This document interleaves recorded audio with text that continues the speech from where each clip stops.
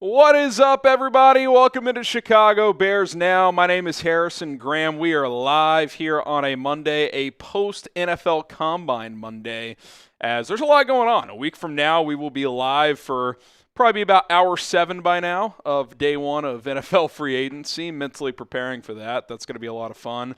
But we are here with some post-Combine buzz. We got a post-Combine mock draft as well. Maxx Crosby stuff for those who missed the video we did earlier today, some new reporting from Albert Breer. So we'll hit it all and some more topics as well here on today's show. Let us know where you guys are tuning in from here on a Monday. Producer Cullen in the house as always as well. And we're getting closer, Cullen. Free agency 1 week away from the tampering period. Let's go. Yeah, and, leading up, we were talking about it before the show, the Bears made a couple moves last year before free agency even opened. So could Ryan Poles be active on the phones again? I'm sure he already is at this point. But no doubt. In terms of actually making a move, wouldn't shock. I think any Bears fan, really. I mean, Poles has been, I'd say, fairly aggressive. It's a fair way to put his kind of tenure in terms of being willing to make some moves. Yeah, I'd say he's been very opportunistic is the word I would use more. So he's obviously made a couple of aggressive swings. The Claypool one was a whiff. Montez Sweat, I would say, has mostly worked out. Hadn't been a home run.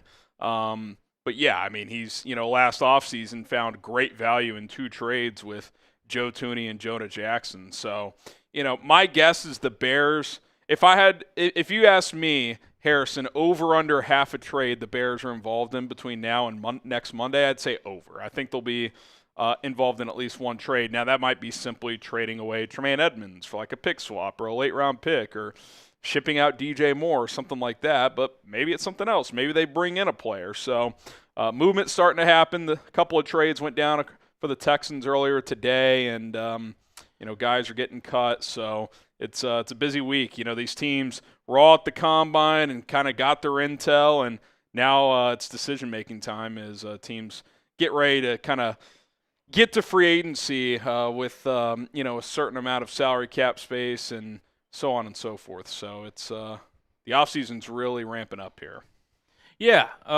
In fact, you kind of mentioned it earlier this morning. For those who, were not here this morning, you want to kind of quickly run through the Maxx Crosby information just to catch everybody up. Yeah, so Albert Breer, Monday Morning Quarterback, Sports Illustrated, always does his Monday column, and, it was a lot of stuff he heard at the Combine. And based on what he's heard, he thinks it's more likely than not the Raiders end up trading Maxx Crosby. Now, there's mixed reports all over the place on that front. There's mixed reports on whether or not the Bears would be interested in trading for Maxx Crosby, but he did mention the Bears as a team that are keeping tabs on Crosby.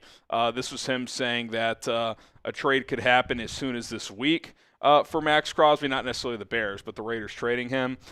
He said he doesn't think the Raiders want to kind of drag this thing out. They want to make a decision, and same with Crosby. And then he mentioned some teams here. He mentioned the Cowboys, the Bears, the Ravens, the Bills, the Patriots, the Eagles, and the Rams as 7 teams that are keeping tabs on his availability. And, it's kind of been a long back and forth. Are the Bears interested? Are they not? I've heard different things. Like anything else, I think it comes down to trade value. How much would you have to give up if you're the Chicago Bears to go get Maxx Crosby? And I think his value is tough to gauge because, he's only going to be 29, but he's played a lot of snaps. He's been banged up some the last couple of years. Is his game going to age super well into his mid-30s, or is this more of like, hey, you're looking at this at like a 3-year window? Like, hey, let's get good play out of him the next 2 or 3 years and really go for it here. So I think that's something teams are working through as well. Certainly I would love to have Maxx Crosby if the price is right, but I think that's ultimately what it's going to come down to. If it's true they want 2 first-round picks and a player, I'm out. Like, I'm not doing the Micah deal for Maxx Crosby. He's 2 years older, and he entered the offseason having knee surgery. Like, that's no thank you. I don't know where you stand on that, but if that's how much it costs, I would not do it. Look, I still think Maxx Crosby, you could make an argument, it's the top 5 edge rusher in this game. Now, whenever you're trading for a player, you're not trading just for the player that you're getting immediately. You're also trading for, especially in Max's case, the player that you're getting in the future. And to your point, he is, coming off a knee injury here this offseason. And look, I think there's no doubt about it. He would significantly improve this Bears pass rush the second he were to enter the building, much less, the second he gets on the field. The question is, to your point, how much are you willing to give up for somebody, like you said, 29 years old, has dealt with, coming off an injury, he's about to approach 30, but still has a lot to give. I think there's only a handful of guys I would give 2 first-round picks, and probably less than a handful of guys, 2 first-round picks that aren't quarterbacks in terms of just on the open market. Like Myles Garrett. If Myles Garrett became available tomorrow, you would trade 2 first-round picks. Yeah, even though he's a year older, he's been less banged up, and he's the most dominant defensive player in the league. Yeah.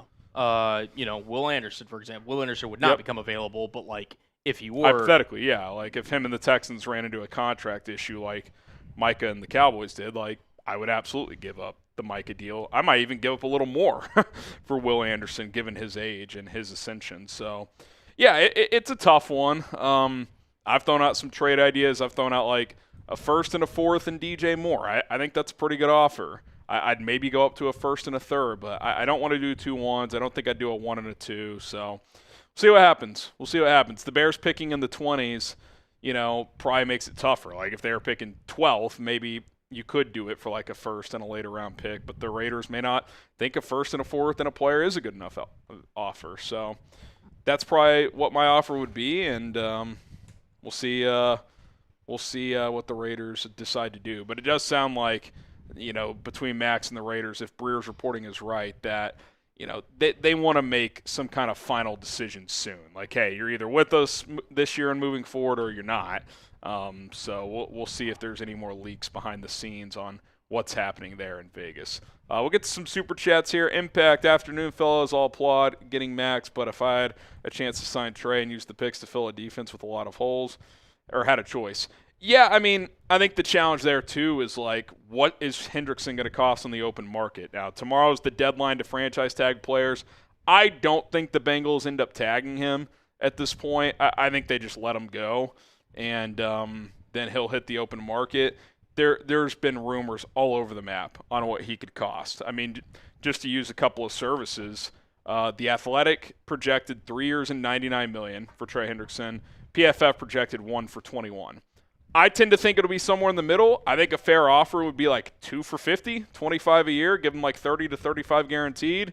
I would be comfortable doing a deal like that. I'm not touching $30 million per year for Trey Hendrickson, especially on a 3-year deal, which means you'd probably have to give around 50 to 60 million guaranteed. I would not go that far if I was the Bears.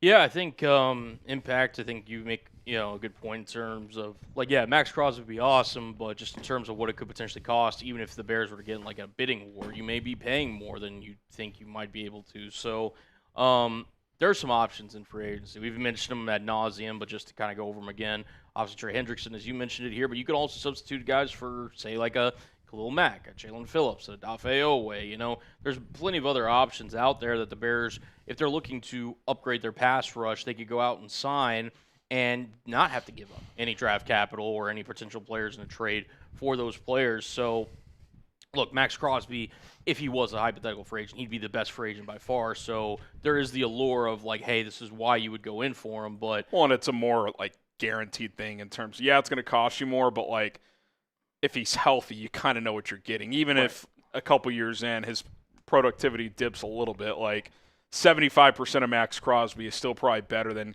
any free agent edge outside of Trey Hendrickson. Like that, it's still probably the best option. So, which is why he costs more in a trade and contractually. So, yeah, we'll see. I mean, I think if you don't trade for Maxx, I like someone on a 1 to 2 year deal. If you can get Trey Hendrickson on a reasonable 2 year deal, great.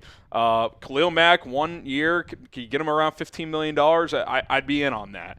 I don't want to fall for some project tradesy guy again, like Dio Adengbo. You would think they've learned from that mistake. Like, they took a swing there, didn't work out. You hope he can at least come back, get healthy, and give you some production this year, but barring a surprise, he's going to be a cut next year.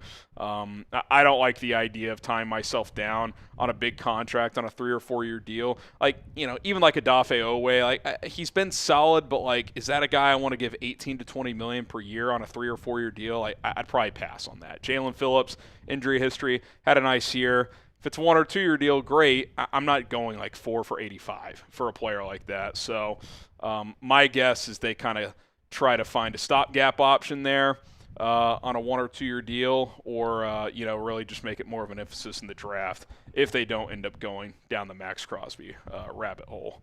Alex, age be damned. I hope we take Messidor. Yeah, he's a tough one because I love the player. I love the production. But he'll be 25. So you say age be damned. He better be good pretty quick. Like by year 2, he better be like a really good starter. And year 1, he needs to contribute right away. Like if we're midway through year 2 and he's not even a starter, it's like that probably wasn't worth the pick. Not because getting a guy at 25 overall that takes a few years as a pass rusher to really develop is a bad thing.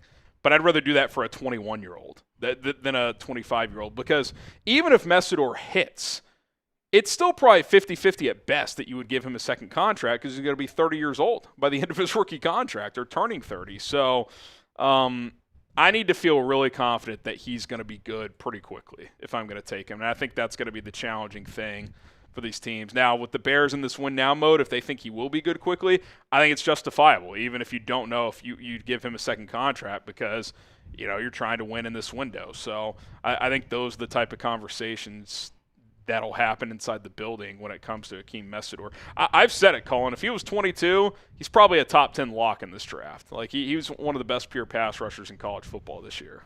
Which, again, he still might even go in the first round. I've seen him mocked as high as Buffalo. Yeah, I think he will go round one. I mean, there is a lot of reason to like Akeem Messidor.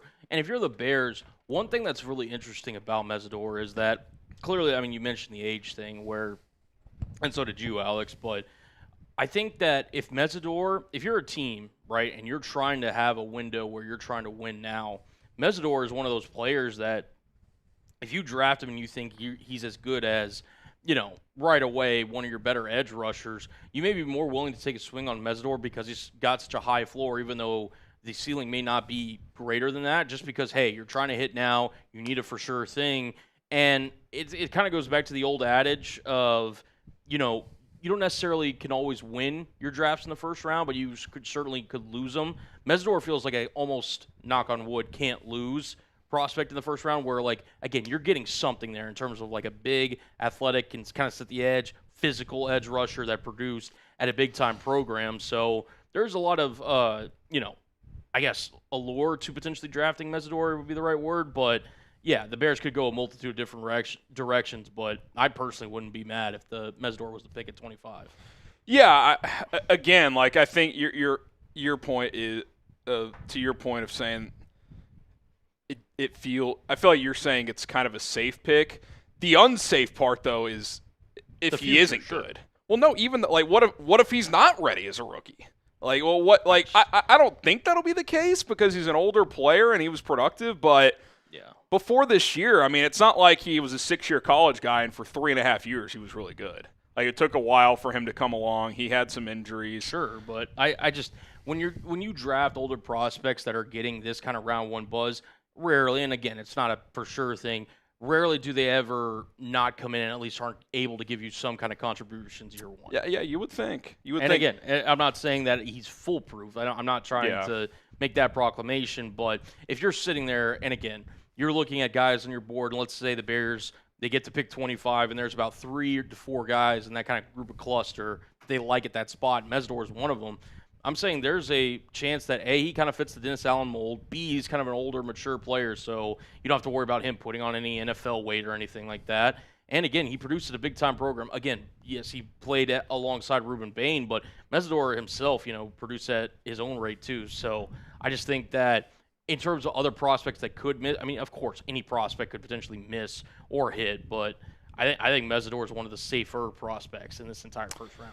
Yeah, I mean, I like him a lot. I do understand if teams pass on him because of his age. Sure. Because, sure, he's already basically going to be a contract in compared to other guys.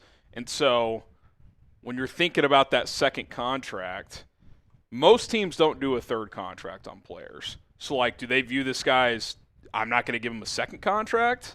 And that is part of the math when you take a guy in the first round. Like when you take a guy in the first round, you're thinking, I want this guy for 10 years.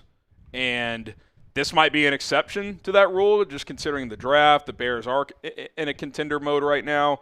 So I don't know. It's gonna be interesting to see how teams, not only the Bears, view Messidor given the age and somewhat of an injury history as well. Yeah, and I guess just kind of goes back to my point of saying, like, yeah, there could be teams that do pass on him. He may not even go in the first round. I just think if you're a team similar to the Bears where you were a couple plays away from potentially playing an NFC Championship game, do you just kind of take the swing and just say, hey, listen, like, we think this guy may not even take a year to develop. We think he can help us his rookie year. And yeah, I think that's the answer. If you think he can contribute at a solid level right away and potentially at a high level in his rookie year, I think it's a pretty easy decision. Like, yeah, he's someone we'd consider. If you're not convinced of that, I think you pass. So that's really, to me, that's the question that you have to evaluate is like, hey, do we think this guy can be good as a rookie? If the answer is yes, then yeah, I think in a draft like this, 25th overall, I think it's worthwhile. Like, I personally like the player a lot. I just know how these teams operate, and it's just going to be he's going to be a fascinating case study because, again, I think he's a guy that if he was 22, he would – I mean, is he in the mix with, like, the David Baileys? Like, I don't know from just, like, watching these guys that they seem fairly similar. This guy's just 3 years older, so it's true. It's gonna be interesting. We got Emiliano. We'll get through some of these here. I would include one of my best side chicks in a trade for Grady or Garrett or Crosby. Only a side piece, not the main entree. Only one. Only one. Give me your. Is she at least the starter, Emiliano, or is she? Yeah, is she a rotation player? Or, yeah. What, 6th man of the year? What are we talking about here? I don't think Garrett's becoming available, by the way. Otto, Raiders could save their franchise by trading Maxx for Tyson, DJ, and a 2, maybe 1. Well, they're not trading for Tyson Bagent. They're just going to draft Mendoza. But in general, I do think trading Crosby is a good idea for the Raiders. Like, fully commit to this rebuild, fully commit to building around Mendoza. I think that's the way to go, but we'll see if they do it. Emiliano said a mid side chick. So. Mid. Okay. Roster's deep over there at Casa Emiliano Burrito. We got Andrew, sign Hendrickson, and draft Caleb Banks. Banks is a fascinating study as well because he's a little bit older. Not as old as Messidor. He'll be 23. He actually turns 23 next week. But yeah, his physical traits are off the charts, but the production was not really there. Like, we saw some flashes of it in 2024, but then he suffered that foot injury. Sure. I think this defensive tackle class became really interesting over the Combine because while you could argue Caleb Banks is number one, I think he would be – is he number one for you, or are you still Peter Woods in terms of that? Woods probably dipped for me. His arms are freaking tiny. Yeah. I know it's not as critical for a D-tack, but to have sub-32-inch arms and be 298 at the Combine when the pass rush production has been kind of hit and miss, I don't know. Yeah. This D-tack class is tough because, I mean, it's like you've got Banks, who was built in a lab, who definitely has the best physical characteristics, but he's 23, not super old, but a tick older, and he has a foot injury history and inconsistent production. You've got Caden McDonald, who I think is the best run-stopping defensive tackle in the class, and he's young. Can you develop him as a pass rusher, or is he just a first and second down player? If he's just a first and second down player, is that a guy you would draft in the first round? You've got Lee Hunter, who didn't test great. Did not test great. Does that matter for his style of play? A little bit. I mean, it probably limits his ceiling as a player, but I do think he has a pretty high floor. Like, is he weirdly like the safest of the options where he's going to be a pretty good run defender? He gives you more juice as a pass rusher than a guy like McDonald does, but he's also a little bit older. Like, and then you have Kristen Miller, who's kind of just an unknown because he rotated a lot at Georgia. So I don't know. Like, do you wait till day 2 and just take one of the next crew of guys like a Corleone or Dominic Orge or Daryl Jackson? Like, I almost wonder if you lean toward that at this point because Grayson Holton. To me, you need to hit in the first round, and all these guys have questions. I'll say this. If I'm sitting here right now and I had to pick one, I'd probably pick Banks just because of the upside, because I don't think any of the other ones are like, oh, there's no way they fail. Like, I just don't think – I guess McDonald's going to be good as a run stopper, but, like, that doesn't scream, like big ceiling to me. That's like taking – I'd rather take a guy like Corleone day 2 who can also defend the run. Yeah, he's got a little bit of an injury history, and don't get me wrong, love the Godfather, but he look, the Bears are going to have to make a decision with that, and that also could affect their decision of whether or not to trade Jaron Dexter because of maybe some question marks that are coming out of that. Sounds like he's more likely staying at this point. Yeah, which I think is smart, and I think I agree. I think even though I don't think he's a perfect fit, you're just so thin at that position. Like you trade him, you have Grady Jarrett and no one else, so you got to add probably 3 defensive tackles, at least 2, and depending on Shamar Turner and Dio Adengbo, but like they're both coming off serious injuries. So. Yeah, I still like Lee Hunter. I still think he's one of the guys that, although he was never going to test well, I think his style of play is going to be effective in the NFL. Jason Morris in the chat says Zane Durant looked incredible at the combine, and he did test really well. The thing is, too, he's undersized, a little underweight. I think he's sub 300.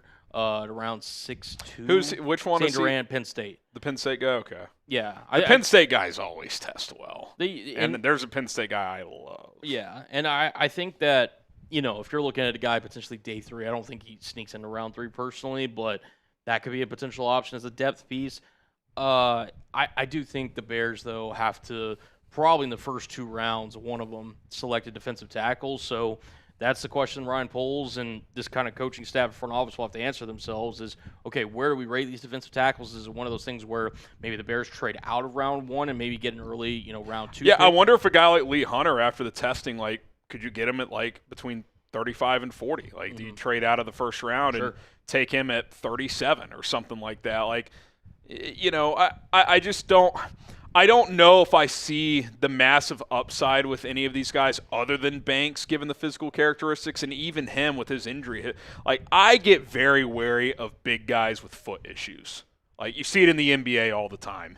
Big guys with foot – like, once – it's kind of like a back issue. Once you have it, it doesn't really go away. So you'd have to feel really good about Banks' medicals to go that route. No doubt. And listen, I think – he has clearly the highest floor out of any of those 5. I mean, he's 6'6", 330, 35-plus inch arms. He's athletic. Yep. I mean, if you could develop him, he could be – he's the one guy – like, if you ask me right now, which of these 5 will be an all-pro, I would bet him. Caleb Banks, yeah. But if you ask me which of these 5 will be a Pro Bowler, I'd probably pick someone else, if that makes sense. Or, like, which of these guys will be a 10-year player. Yeah. I would not pick Caleb Banks. I would probably pick, like, Caden McDonald because, like, worst case, he's probably a rotation run stopper for 12 years in the NFL. But, again, do I want to take that in round 1? I don't know. I feel like he's the most commonly mocked guy to the Bears at 25, and it feels a little lukewarm to me. But we'll see. Jarek, would you rather trade up for Downs or Styles? I mean, they're both going to go so high. I just don't think it's even possible, to be honest.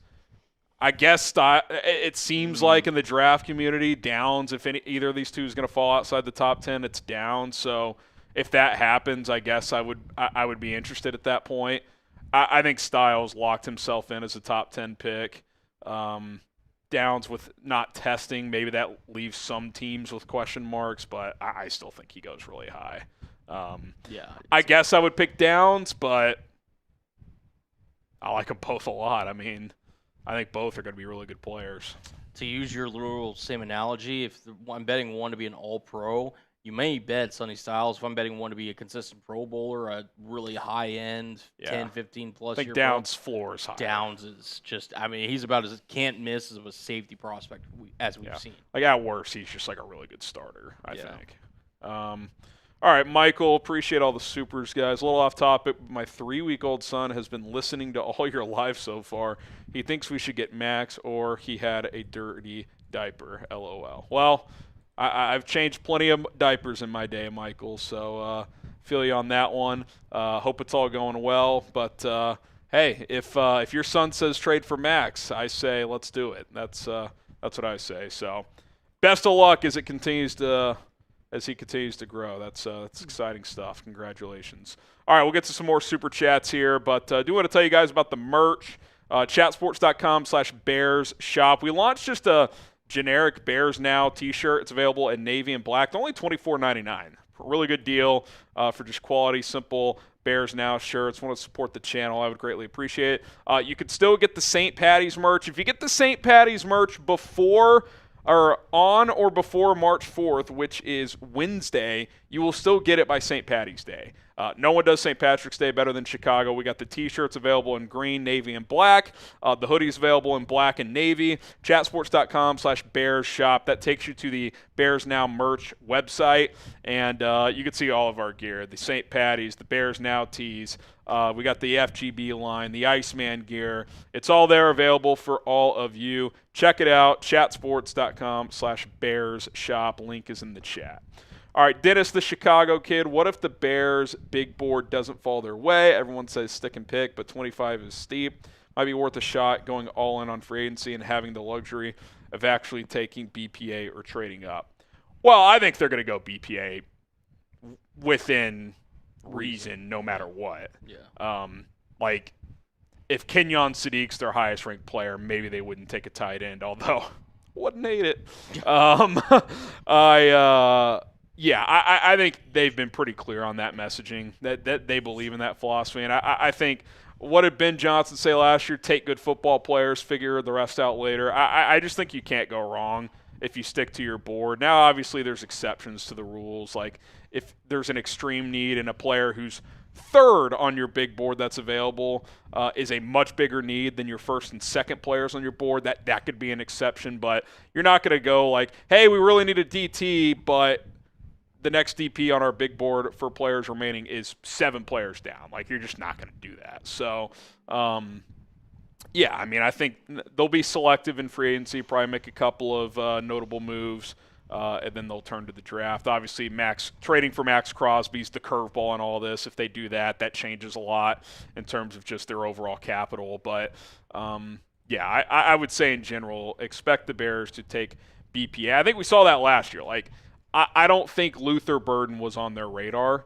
because they thought he'd be a first-round pick, but they didn't think he'd go when they picked at 10. So they're like, well, he'll go between 15 and 30, and he was there at 39. They're like, well, we're just going to take him because he's the best player available. And I think that was does anyone wish they would have gone a different route? Remember that night we're like, oh, Quinshon Judkins and Travion Henderson went in the picks right before. That sucks. Got Luther Burden.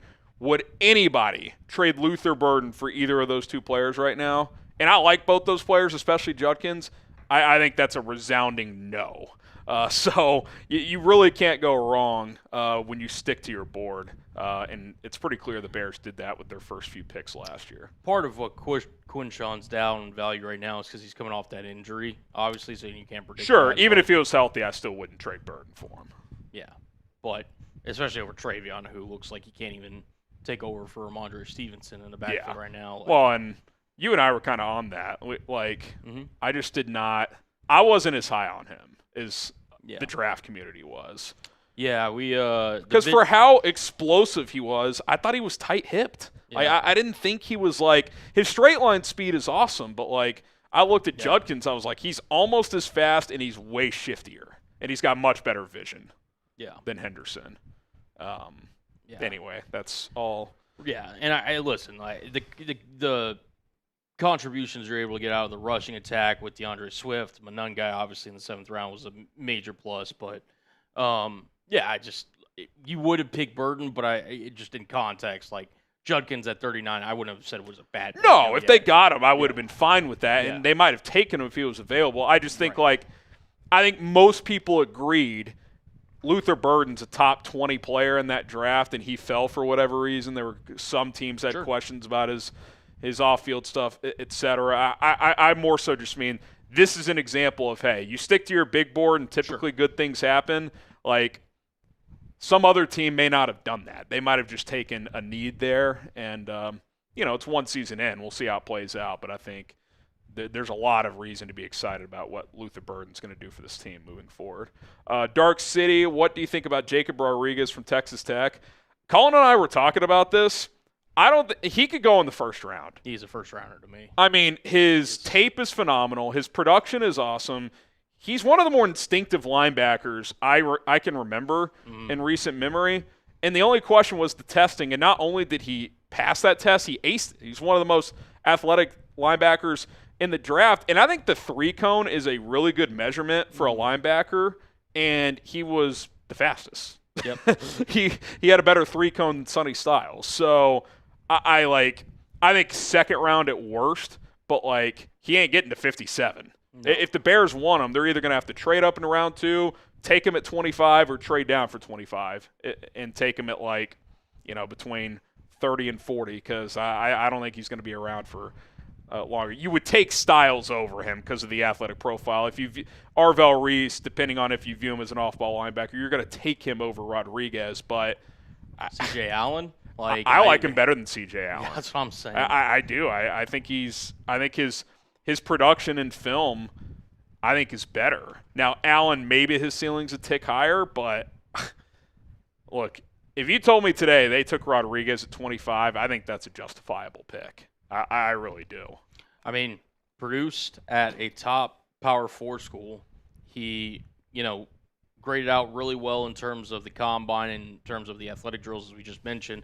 And in the Senior Bowl, when you're really going up against best on best, you're kind of in those one-on-one situations. I mean, every drill, it seemed like he was winning, whether it was coverage drills, just diagnosing running lanes.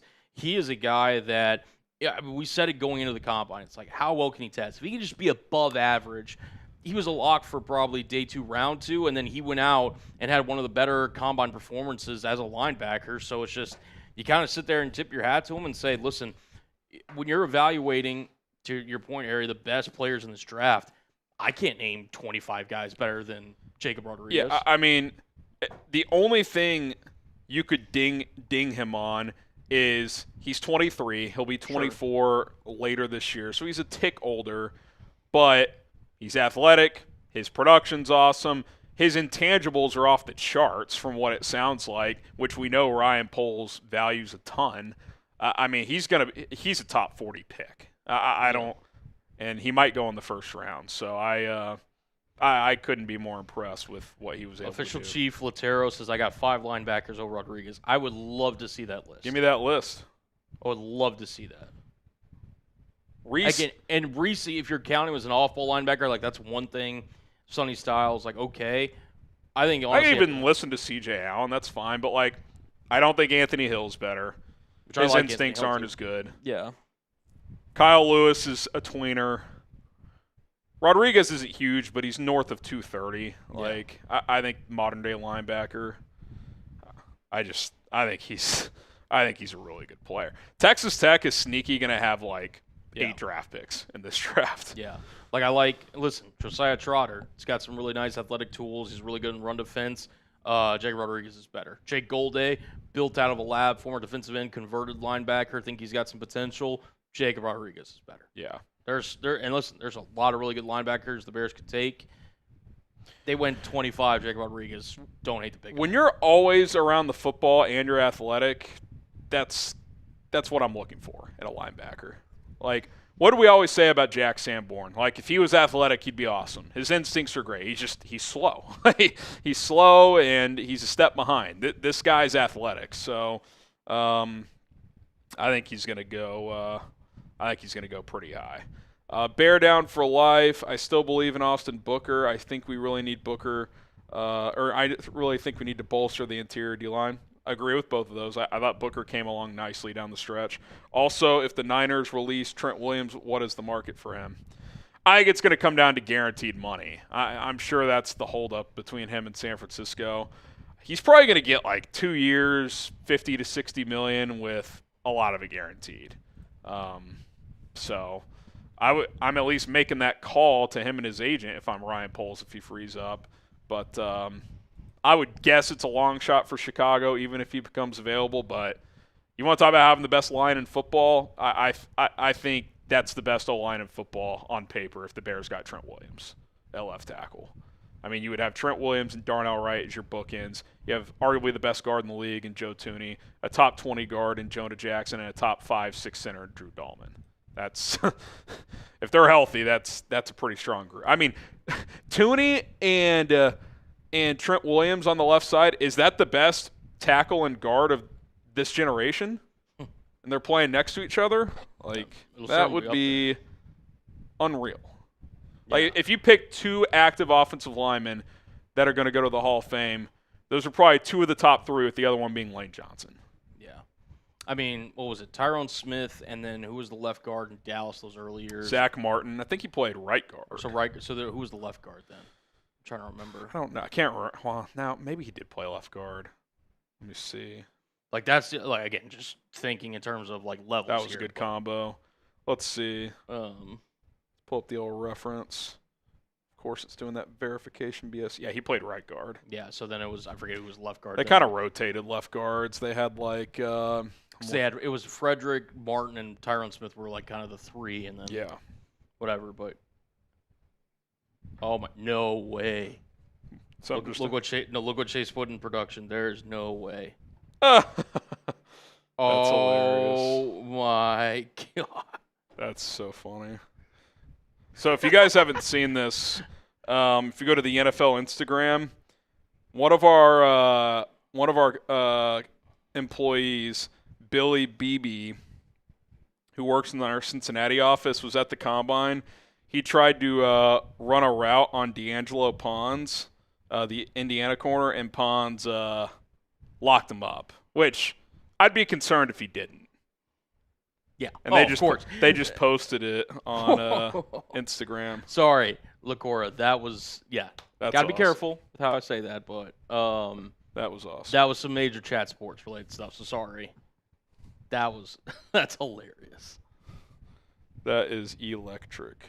My bad, guys. My bad. That's awesome. Chris says I like your shirt, Harry. Appreciate it. All right. Just for laughs, send DJ and Tremaine to the Raiders for Maxx Crosby. And what picks?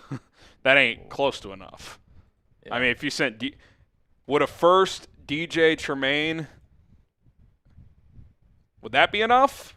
Or are you still probably throwing a pick in there? I'd guess maybe it's a day 3 pick, first, a 5th, and those 2 players, something like that.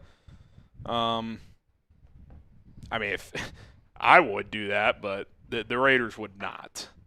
I think they could be interested in both players, but you're going to have to attach at least a 1 to that and maybe an additional pick. Maybe it's like a 1st and a 5th plus those 2 players. I could see something like that. Christopher says, take a shot every time. Producer Colin says, listen. Listen. Do I say that a lot? I don't know. I'll start paying attention to that. Not in general, but to that specifically. I gotcha. If I do say that a lot, I apologize. We will work on it. We will work on it. All right. Just throw this up there. What would you do with DJ Moore? T for trade, K for keep. Seems like the Bears are going to trade him, but we want to hear from you guys. In fact, I'll actually update the live poll here real quick. T for trade, K for keep. What are the people saying? I am not Chris Collinsworth. That is correct, DC Viper. Now here's a guy. I want Jennings Dunker. He's got great hair. He does. If you told me he could enter that left tackle competition, I'd be interested. Would be interested. Updated the live poll. If you guys want to, we need one of our big channels to draft Pons. Yes. Let's get this relationship going. We do cover all 32 now, so at least somebody will. Somebody will. By the way, I saw that Monteric Brown. What's that Jags? Monteric Brown, yeah. Buster Brown. I saw him in that Fowler piece. Apparently, he's like a sleeper free agent. Like he's an who could get more money than expected. He's an underrated cornerback in the league. He had a really good year last year. Former 7th-round pick out of Arkansas. Had a breakout year for the Jags where they had a lot of shuffling around at corner. Interesting. All right. Appreciate that, Benjamin. If you had to guess, how many super chats do we many. have? Do we want to get into the first segment and save them, or do you want to run through? We got 3. I mean, okay. We just 3. Okay. Lewis, trade back to the second. Young, Golday, J-Rod, Akis, etc. Yeah, I mean, I do think trading out around 1 is certainly a possibility, and one I would not be against. Yeah, it feels like a lot of the sweet spot in this draft, once you get beyond the premium players, does feel like early, mid-day 2. So if you can get extra capital in that range, I certainly don't have an issue with that. We'll see. We'll see what happens. Michael, after a 4-5 40, do you put Thieneman ahead of McNeil Warren after seeing some of these defensive tackles? 24 skim options at defensive end first. I want a free safety.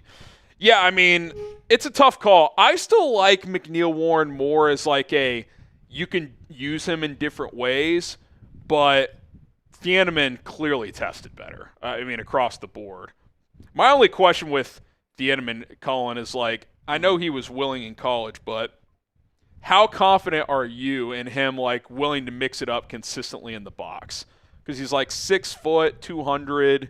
He's pretty light. I know McNeil Warren was only like 205, but he's a taller, lankier player. I still think it's neck and neck. I mean, maybe I would give Thieneman the tiebreaker because of the overall testing, but I still think both are guys I'd be comfortable taking at 25. I think Thieneman's probably gone by the time the Bears are picking at 25.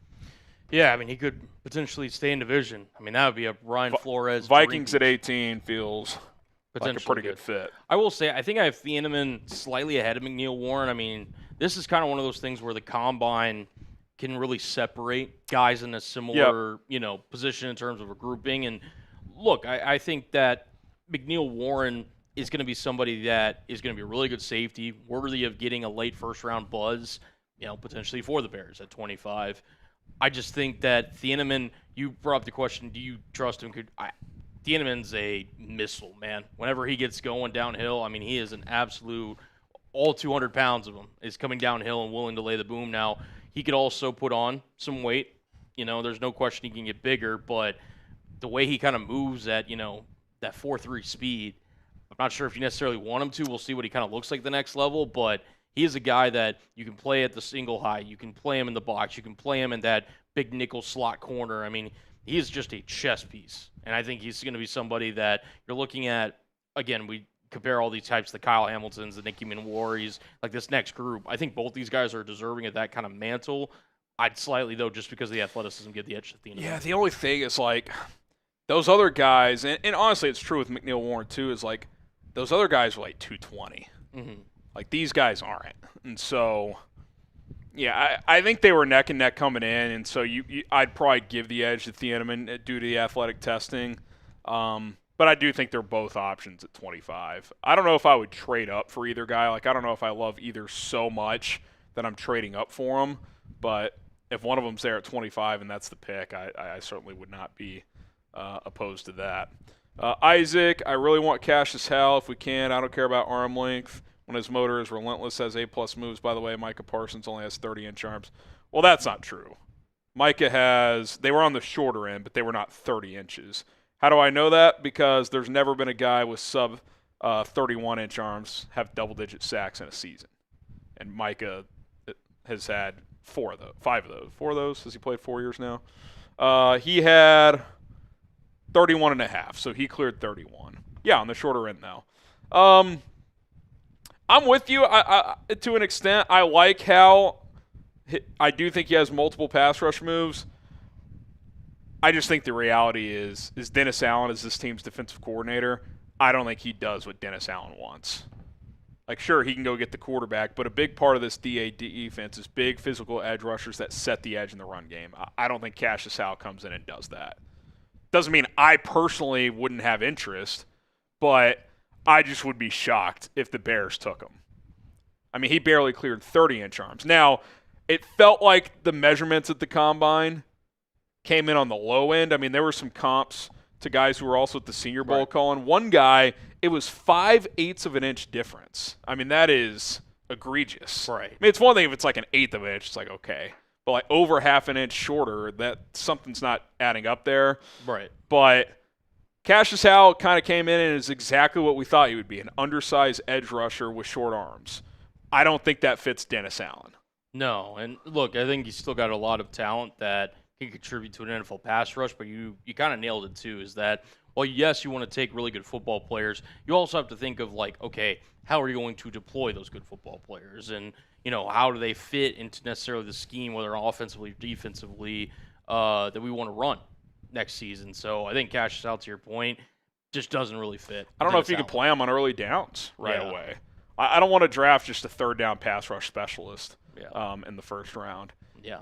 And so, look, if the Bears were in a Vic Fangio scheme and running a 3-4, I think it would be a great fit. And I try not to overvalue scheme and fit. Like, you go back to, like, the infamous example is the Cowboys taking Taco Charlton over TJ Watt. Like, I'm not like, I personally say, again, take good football players, but, like, if they don't think he can do what they want that position to do, they're not going to take him.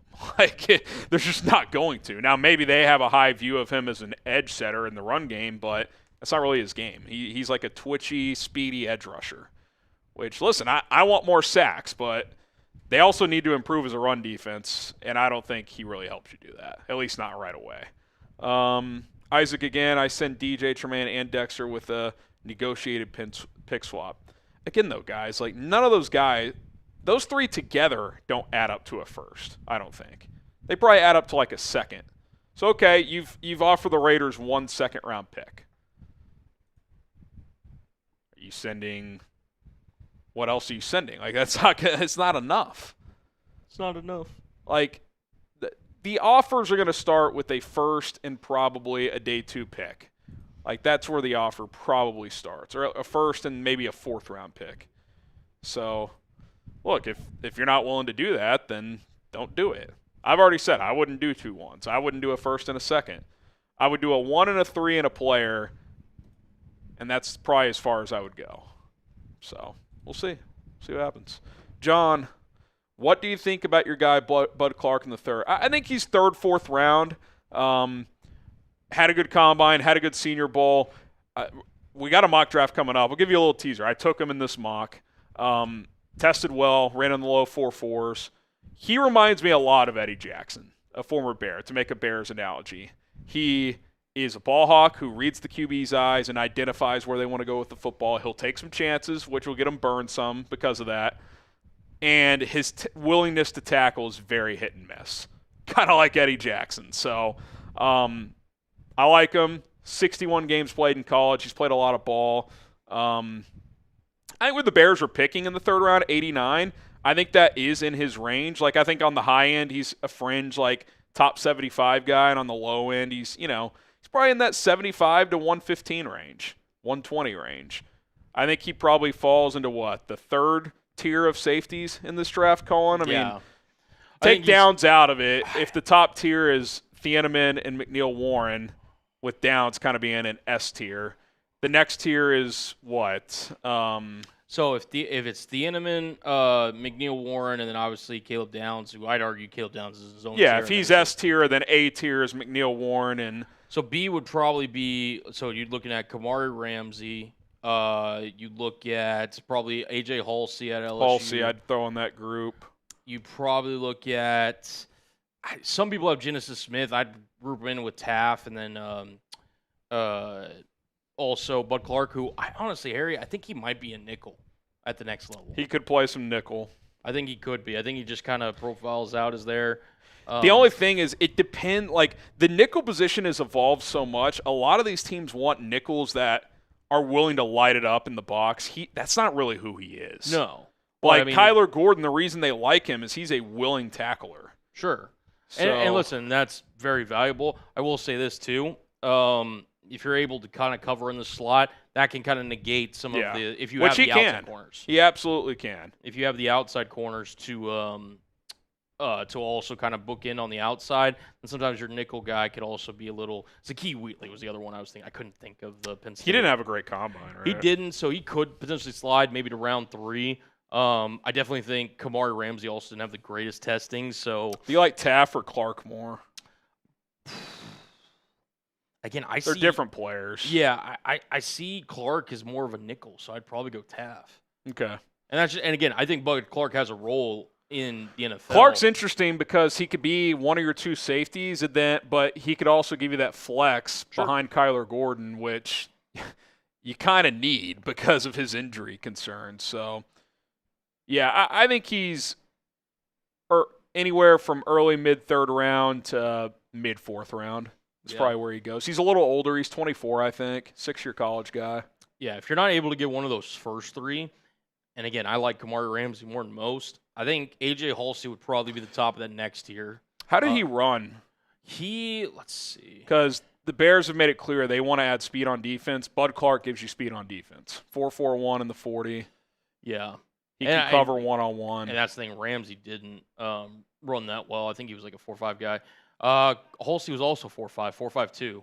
I don't mind that if that's more of your strong safety. Right. Like, that's the thing with McNeil Warren. Like, everybody's like, he's slow. It's like, well, he didn't run in the 4.3s, but he ran like a 4.51. Like, it's still a good time for a safety. Yeah, Ramsey. Let's see what Kamari Ramsey ran. I want to say he was 4.5. Kamari.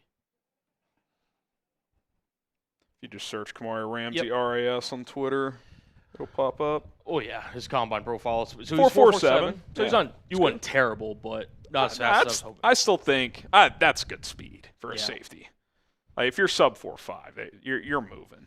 Yeah. I think we've just gotten almost like.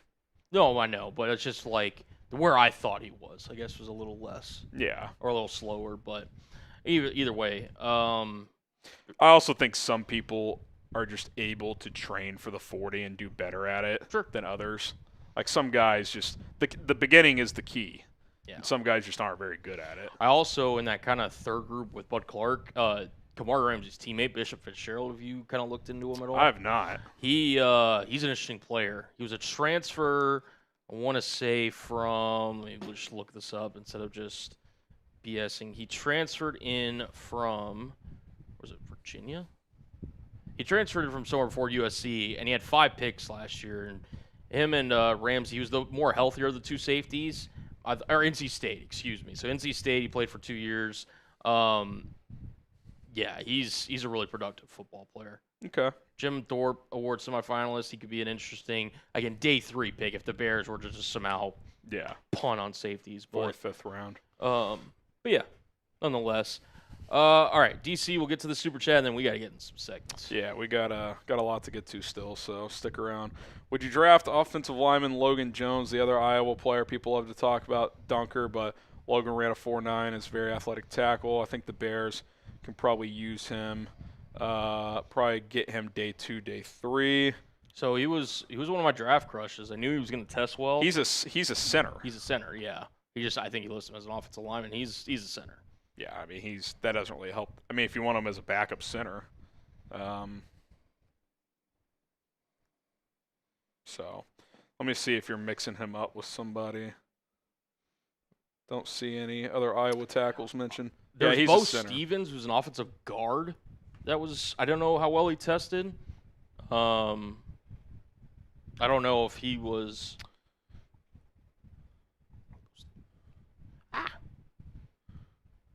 2-year starter at left guard, so he's never played tackle either. Yeah. I don't know if you're mixing him up with somebody, but they're not tackles. All right, hit that like button. We got to get rolling here on Chicago Bears now. By the way, where do you think what do you think happens with Fano now? Because the drills were awesome, but short. I did not expect sub 33. Now again, measurements might be on the smaller side, but it was 32 and an eighth. Even if let's call it a half inch short, you're still not 33. Yeah, it definitely affects things. He could play. Now, he's a right tackle. Sure. I'm still okay with shorter arms on the right side, but I think that was not something that he was looking to have happen. I wonder if he's just a super athletic guard. Maybe. And honestly, he also took center drills. Yep, he did. That would be interesting. I doubt he would do that as a rookie, but yeah, I think he's going to be kind of one of these tweener tackle guard hybrids. See, one of these Elton Jenkins, where part of his values he can play all the positions. Could see that. All right, hit that like button. Here's what we got coming up on today's live show. We'll take more questions, by the way, so hashtag Bears or Super Chat, mailbag coming up in 15 minutes. We'll get into today's news and rumors, some new DJ Moore reporting, plus a couple other topics there, and our post-combine mock draft coming up, as we will do that as well. My name is Harrison Graham. Bears Now Live continues here on a Monday.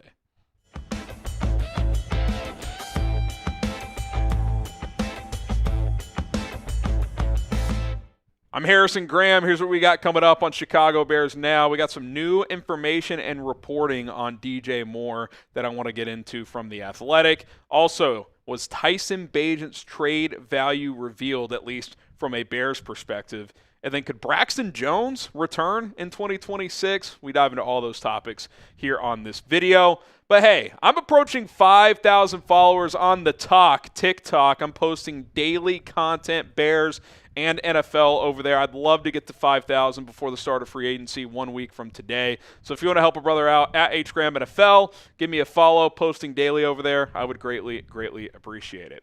Okay, new DJ Moore info. The Athletic, Kevin Fishbain, and Dan Wiederer did some reporting from the NFL Combine, kind of emptied their notebook today, and there was a couple interesting nuggets in there on DJ Moore that I want to get into.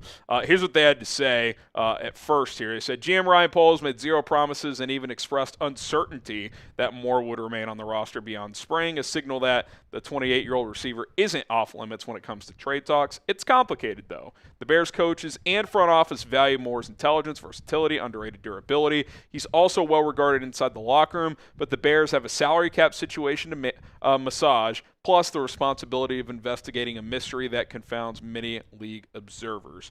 I think in terms of trade value there. And look, I've said this all along when it comes to DJ Moore. I think DJ Moore's a good football player. I don't think he's like a true one anymore, at least for most teams. Certainly could be for some teams. Like when he first got to Chicago, he was this team's clear one, and that's why he put up big numbers. He got force-fed a lot that first year from Justin Fields, and I would say he was even still this team's one last year, but obviously with Keenan Allen and Rome Odunze, he wasn't going to get that much overall volume, although he did have a lot of catches. But this year I think we saw, not just because, he's fallen off as a player, but I just think the Bears did a pretty good job of spreading the ball around and finding the right matchup. And Luther Burden came along, and Rome Odunze started the year off hot. And you've got a couple of tight ends that they like to throw the football to. And again, this is a roster management and financial discussion. It's never been, well, DJ Moore sucks. I'm not saying that. I think he'd be a 1 for a few teams. I think he'd be a 2 for a lot of teams. And you could even still say, would he be technically the Bears 1 or 2? I guess. I personally don't think so. I think he's probably more like your 2 or your 3, depending on how much Rome and Luther take a step next year. But regardless of that, it's more of, hey, even if his production comes up a little bit from last year, his 1,200-yard days with this team are over with the amount of players they have. That doesn't add up to $28.5 million. It just doesn't. So if you can save $16.5 million and use that money elsewhere, I don't want to say it's an easy decision, but it's something you have to heavily consider and look into if you're the Bears, which is why Ryan Poles, like Kevin Fishbain and Dan Wiederer said, yeah, they not only left that door open, it kind of seems like a trade is potentially on the horizon here when it comes to the Bears veteran wide receiver.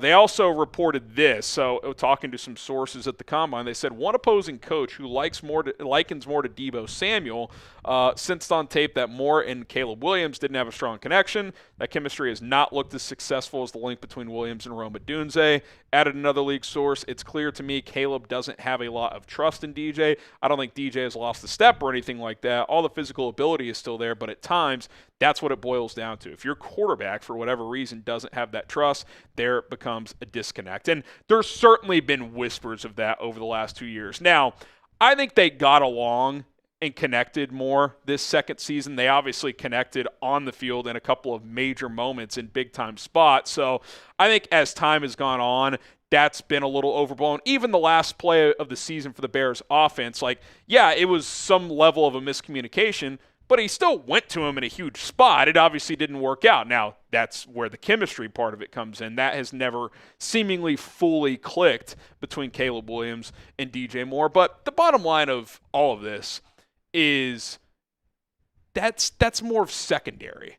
It's a, hey, we're in this win now window. We need to get better on defense. We have good weapons. We could draft a receiver to add to this room. You could sign a cheaper option in free agency. You need to clear the money. It's about the overall roster construction. Ryan Poles said it all week. Look, now that we're good, it's like these decisions become tougher because, like, you have to make these big decisions and, you know, you grow attached to these guys, but you can't make them emotionally. It's nothing personal. DJ's a nice player. He would be more productive in some other situations, but I'm a big believer in Rome Odunze and Luther Burden. I'm a huge believer in Colston Loveland, but I'm the biggest believer in Ben Johnson. Like, I don't think Ben Johnson needs DJ Moore to make this thing go. Like, I think Ben is the engine and Caleb's the conductor. And I trust those two guys moving forward. So if you can clear the cap, add another piece to add to this nucleus, a secondary type of weapon, I think you're fine. I don't think we have to have DJ Moore on this football team. So I'm going to ask you guys, what would you do with DJ Moore? Type T for trade or K for keep.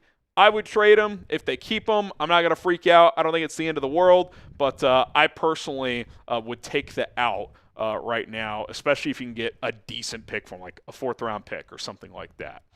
Okay, was Tyson Bagent's trade value revealed by Brad Biggs? He mentioned something this morning on the Score that I found pretty interesting. We'll talk about that coming up here in just a moment. But first, shoot your shot on Prize Picks and get $50 instantly in lineups when you play your first $5. That's right, Prize Picks is now giving you $50 in lineups when you sign up and play your first $5. Prize Picks makes every dunk, every dime, every board that much more exciting. So don't miss the chance to get started on America's #1 app for sports picks. Football might be over, but other sports are rolling along. We got basketball, hockey, soccer, golf, baseball is just around the corner, and you can set daily fantasy lineups with those sports. You can cross over sports in your lineup, just take more or less on the stat projections, and you are good to go. 2 to 6 player lineups. Or if you're a football junkie, you're like, I don't want to mess with these other sports, I'm not as confident. How about season-long stat projections? A lot of them have already dropped.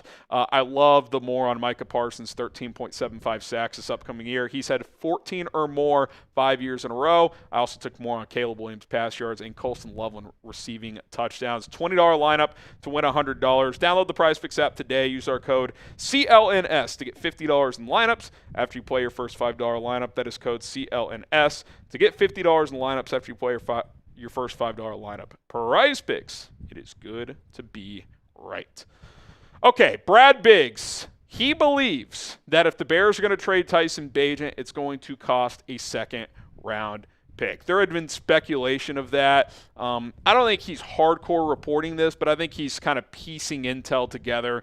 Ryan Poles raving about Bagent, Ben Johnson raving about Bagent, a good fit in the locker room, cost affordable, right? Less than $5 million per year for a quality backup who's still young and ascending. Plus, he's probably heard other things behind the scenes. Now, if that's true, that the Bears would only do it for a second, I would say a trade's unlikely, right? I don't expect a team to offer a second for Tyson Bagent. I would guess the offers are probably in that 4th-round range. Now, if they hold firm with these teams on a 2nd-round pick, could a team come down and pay a 3rd-round pick? And that's where I have the question. Would the Bears trade Bagent for a 3rd? And I think that's a tough call. I would lean yes, and here is why.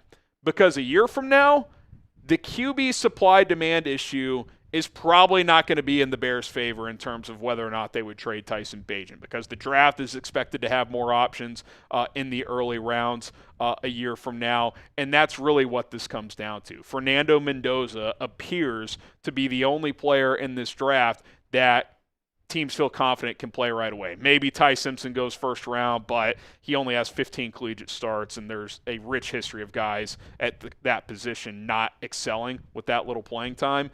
So a year from now, even if it's just 3 first-round guys in the first, well, that's 2 more than this year. And Bagent would only have 1 year left in his contract than 2. So his value right now is probably never going to be higher, barring a Caleb Williams injury this season and Bagent lights it up. That's the only situation where his value could increase. And knock on wood, we don't want that to happen. And Caleb Williams has been very durable, so that's a long shot, obviously. So That's why I would probably trade him for a third, especially if it was like a top 75 pick. Now, if it's some comp pick or something, okay, like I'm cool keeping him. I like Bagent. I want him to be here, but certainly if a team offers a second, but if you get a high third, look, the value is probably never going to be higher, and this team needs to plug pieces on this roster. So you get a top 75 pick, that would be pretty hard to turn down if you're Ryan Poles. So I'll ask you, would you trade Bagent for a third?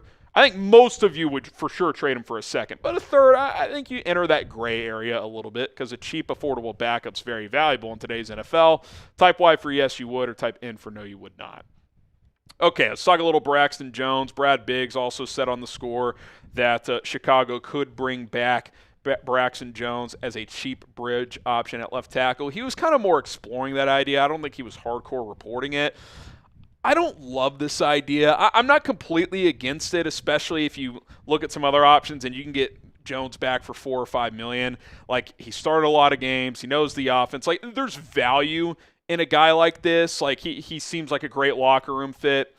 But, like, what's going to change a year later than what we saw last year, which was a guy they decided a month into the year wasn't their best option? And, oh, by the way, the guy he would likely be competing with in Theo Benedict is a guy that they benched him for. And so I guess the one variable would be, well, he was coming off that ankle injury. His weight was a little down because he didn't have his full strength back. Well, even when he was fully healthy in his first 3 years, what was the biggest question mark we always had? He can't anchor. Big, bully pass rushers give him major issues. I don't think all of a sudden he's just going to anchor well at left tackle. Maybe it's a little bit better, and maybe more importantly, the run blocking is better because at his best, he was a serviceable pass protector and a good run blocker. Well, isn't that kind of what Theo Benedict is? Theo Benedict's a good run blocker, but he's not great in pass pro because he has shorter arms. So I just, if it's like a fallback option and his market just isn't robust and you get him back for, $3 to $5 million, I'm not completely against it, but does this competition inspire you for next season? And I know the Bears are trying to thread that needle of, okay, is this just a one-year deal and then Ozzy's going to come back and be fine? I think it's tough because it's a serious injury Trapillo dealt with. We don't know, A, when he's going to be back, and B, what he's going to be like when he does get back. I'd rather go with a different name, whether that's a draft pick, whether that's a different player in free agency. I just think this coaching staff has had Braxton for a year now.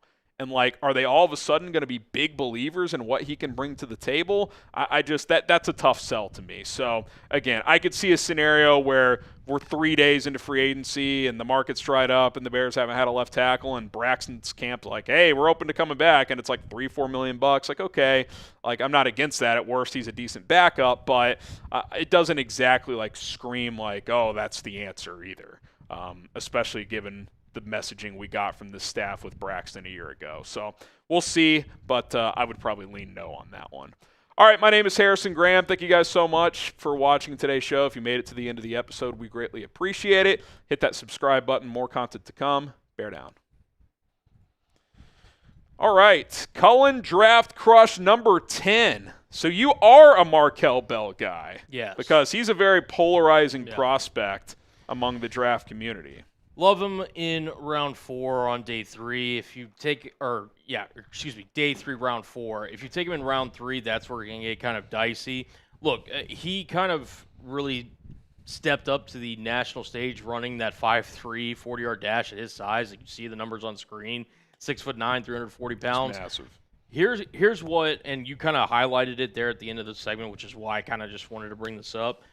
Markel Bell, if nothing else, is an anchor that can pass protect on the left side and can give you that flexibility of hey, you sit there and he can win one-on-one on an island versus, I think, some really good pass rushers in the NFL. Now, I'm not saying he's a stalwart or anything, but he did it in his last year against Miami. You see the number on your screen, 0 sacks allowed. He only allowed 1 quarterback hit in his final season as an offensive tackle starter. Yes, are there some issues in the run game with his side because of natural leverage problems? Sure, but if you take this guy day 3, which, again, the Bears are simply looking to improve that kind of swing tackle option, whereas you have Theo Benedict, who's kind of more of your run blocking, can play either side, left or right tackle. I think Markel Bell, as an offensive tackle, day 3, really good pass protector who I don't think he's bad in the run game by any means, but there are some limitations there.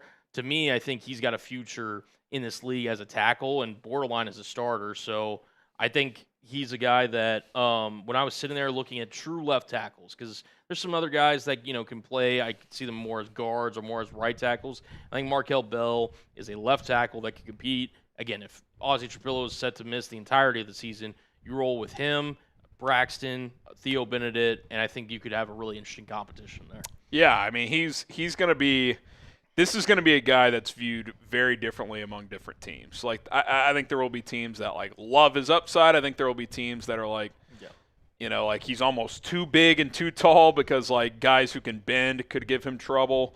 Yeah, it'll be interesting for the Bears because, like, they pick at 89 in the third round and then not again until, like, the 120s in the fourth round. It could be the 130s once the comp picks are assigned. So, like, does he fall that far in the fourth round? Obviously, Maybe. Trades can happen, and Right. you never know what could happen. But, yeah, I think he's going to be a very fascinating prospect in terms of where he could go in this NFL draft. So, Yeah, and this is one of those where, again, if you take him in round 3, that's where it can get really dicey because you're expecting at that point to be a serious contributor. Day 3 value with his kind of ceiling and upside feels like the sweet spot for the Bears because of the left tackle need. If they don't address it in free agency or maybe they don't feel comfortable with what's already in their building, I think Markel Bell could give the Bears something that they don't really have in the building yet, which is a guy that can anchor that left tackle position from a pass protection perspective, which, I mean, how many times do we hear Ben Johnson say that? We need our tackles to be able to handle one-on-one scenarios. This guy it's can't. the number one thing he's looking for in a tackle. So, yeah, I mean, if they like what he brings to the table in pass pro, and I do think, if nothing else, it gives you, like, a different type of guy in the competition compared to a Theo Benedict. It's like you kind of know what Theo is. Right. He's a grinder to get this far as a UDFA out of British Columbia, Canada. He's like, what he brings in the building every single day, but, like, there's a ceiling there. This guy has a pretty big ceiling. Now, his floor is probably smaller because at least Theo is a run blocker, plus athlete, can move around. 36 and 3/8 inch arms. I mean, that's crazy. I mean, that's somebody that, again, like, if you're able to kind of mold him and really form him in terms of, like, an offensive tackle that you think can develop, I mean, in a perfect world, he would, like, redshirt for an NFL team for a year. Sure, but to be honest, it wouldn't shock me if he's able to contribute next year, just given his size and everything. So, well, we know too, Ben Johnson.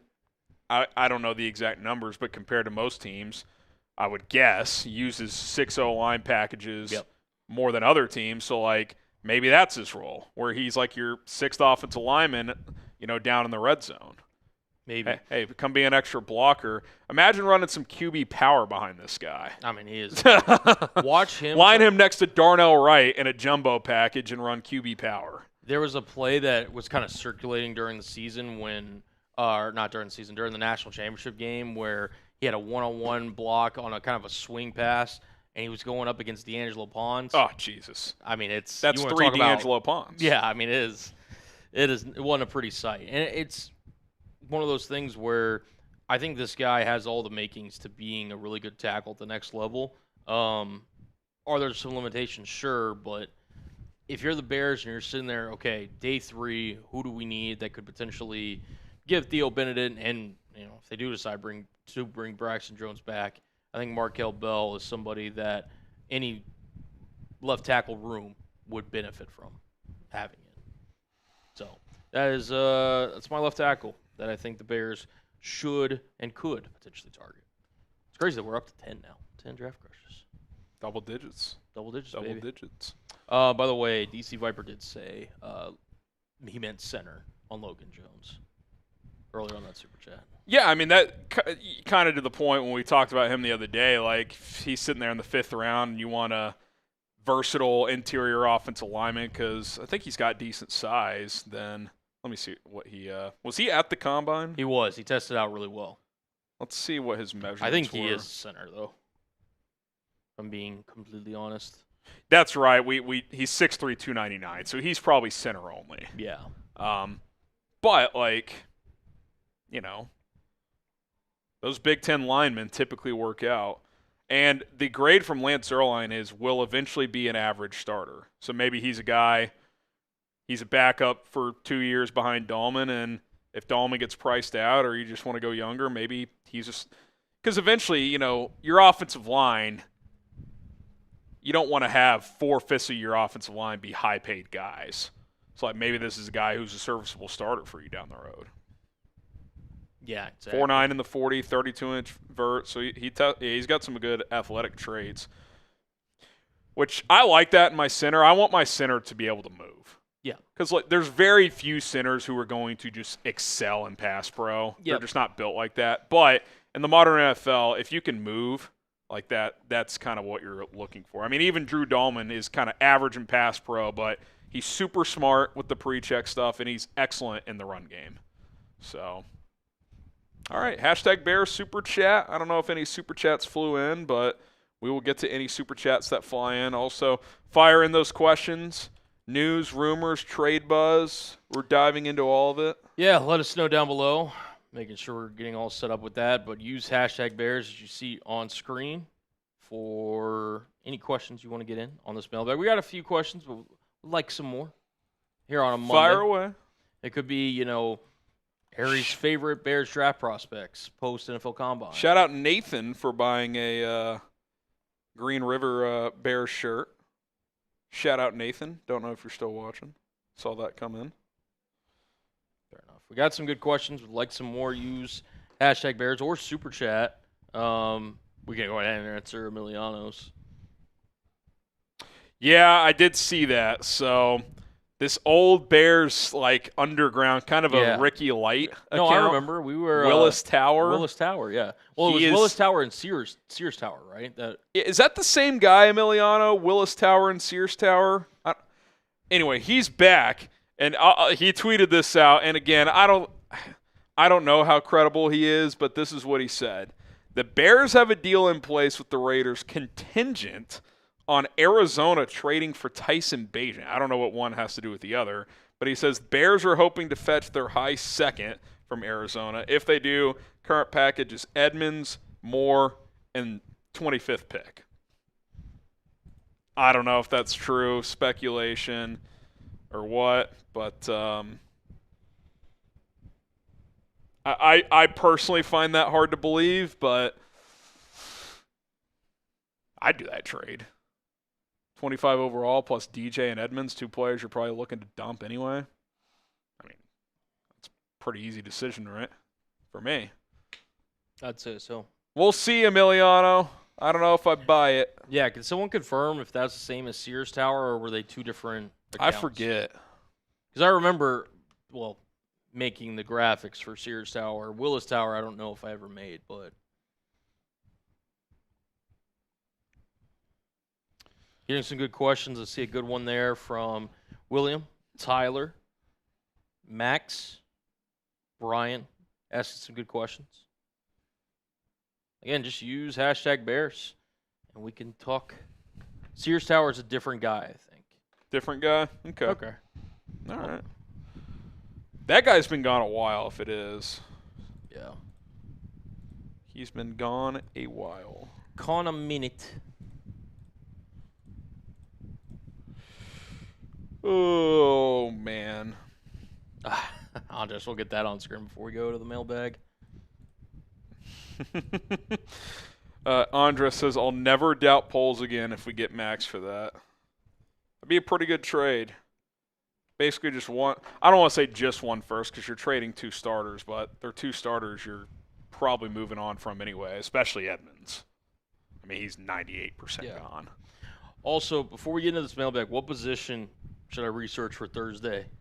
Yeah, where should we go next? What position's next? Is offensive tackle kind of the first position you've done twice? I mean, Cage Casey's kind of a hybrid. He's kind of a guard, yeah. Guard tackle hybrid. Yeah, I mean, just because of, again, the severity of Ozzy's injury. I could go linebacker. That could be a potential one. Do linebacker. And again, with linebacker, too, again, for those who are unaware, I'm not going to pick Sonny Styles, Jacob Rodriguez, or any of these guys that are, projected to go high. It's kind of later guys. So late day 2, day 3 guys. It's kind of what we're looking at. All right, so we're good there. I'll never tell that polls. I'm seeing linebacker, safety, wide receiver, quarterback from Chris. Cornerback, wide receiver 3, running back, tight end, interior offensive line backups.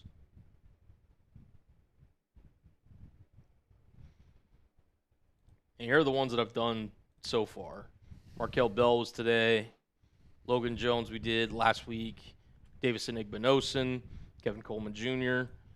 Jamari Taylor. Sounds like Igbinosun could be day 2 guy now. I think he's so good, man. That's one of those where, like, I do all these draft crushes, and obviously things will change kind of throughout the draft process. He's one of those where I'm like, whew. I want him. Yeah. Reek Wallen replacement? Maybe. Kamari Ramsey, we did Bryce Betcher, Lee Hunter, and then Malachi Lawrence. Malachi Lawrence, man. Stud. 2 years in a row, your first draft crush becomes a Bear. I could see it. It could happen. I think he's arguably got one of the best, if not the best, first explosive steps in this entire draft. His testing was really good. Like, he is just an absolute beast coming off the edge. Yeah. We'll see. Could be. I don't know. I guess someone said kicker. That's funny.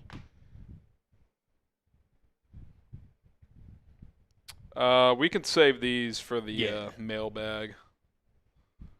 How about Jamari Taylor? Yeah, I like Jamari Taylor. I think he's really good. Day 3 guy for sure, because of the age and the size and everything. But I think he could contribute, if nothing else, on special teams. But yeah, I'll choose a position. Unless you guys are like adamant on. I don't know which report Sperry screenshotted, but apparently Caleb Downs was flagged with a partially torn meniscus. No. This week. This not a serious concern, but also being flagged with the potentially degenerative ACL is. No. Oh, that would suck. I'm going to message Sperry and ask him, who's that from? All right, let's get into this mailbag. Hashtag Bears, Super Chat, and then we'll get into our post-combine mock draft. So fire in those questions, Super Chat, skip the line, and we'll get to as many Hashtag Bears folks as well. Appreciate you guys tuning in. Let's go.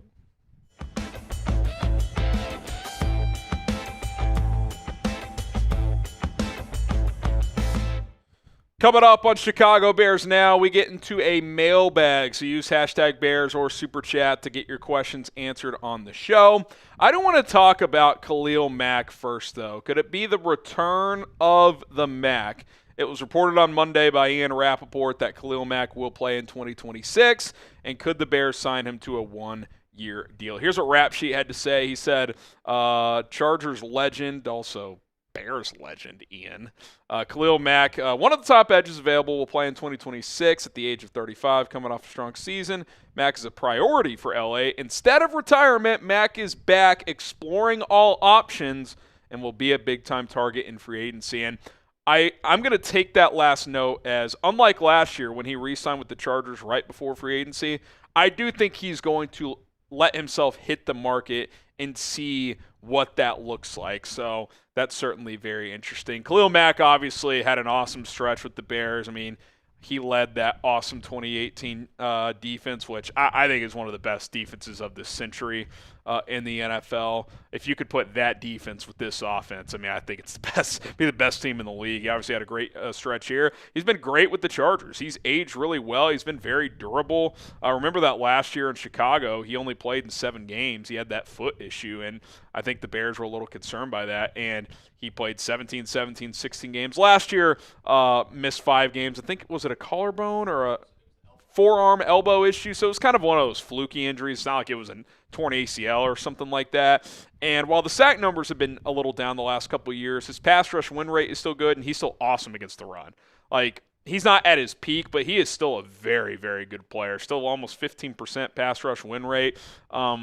I kind of like the idea of Khalil Mack coming back on a one-year deal because I think you could he'd still play a lot, but with Austin Booker kind of emerging, I think you could keep Max snaps relatively down compared to what he's played throughout the course of his career and play him in the snaps that really matter along with Montez Sweat. Maybe you draft a guy in the middle rounds of the draft as well, and that's your group of 4 edge rushers with Montez Sweat, Khalil Mack, Austin Booker, and someone in the draft. And obviously you have Dio Dengbo and Shamar Turner coming back, a couple of guys that have versatility on the edge and the interior.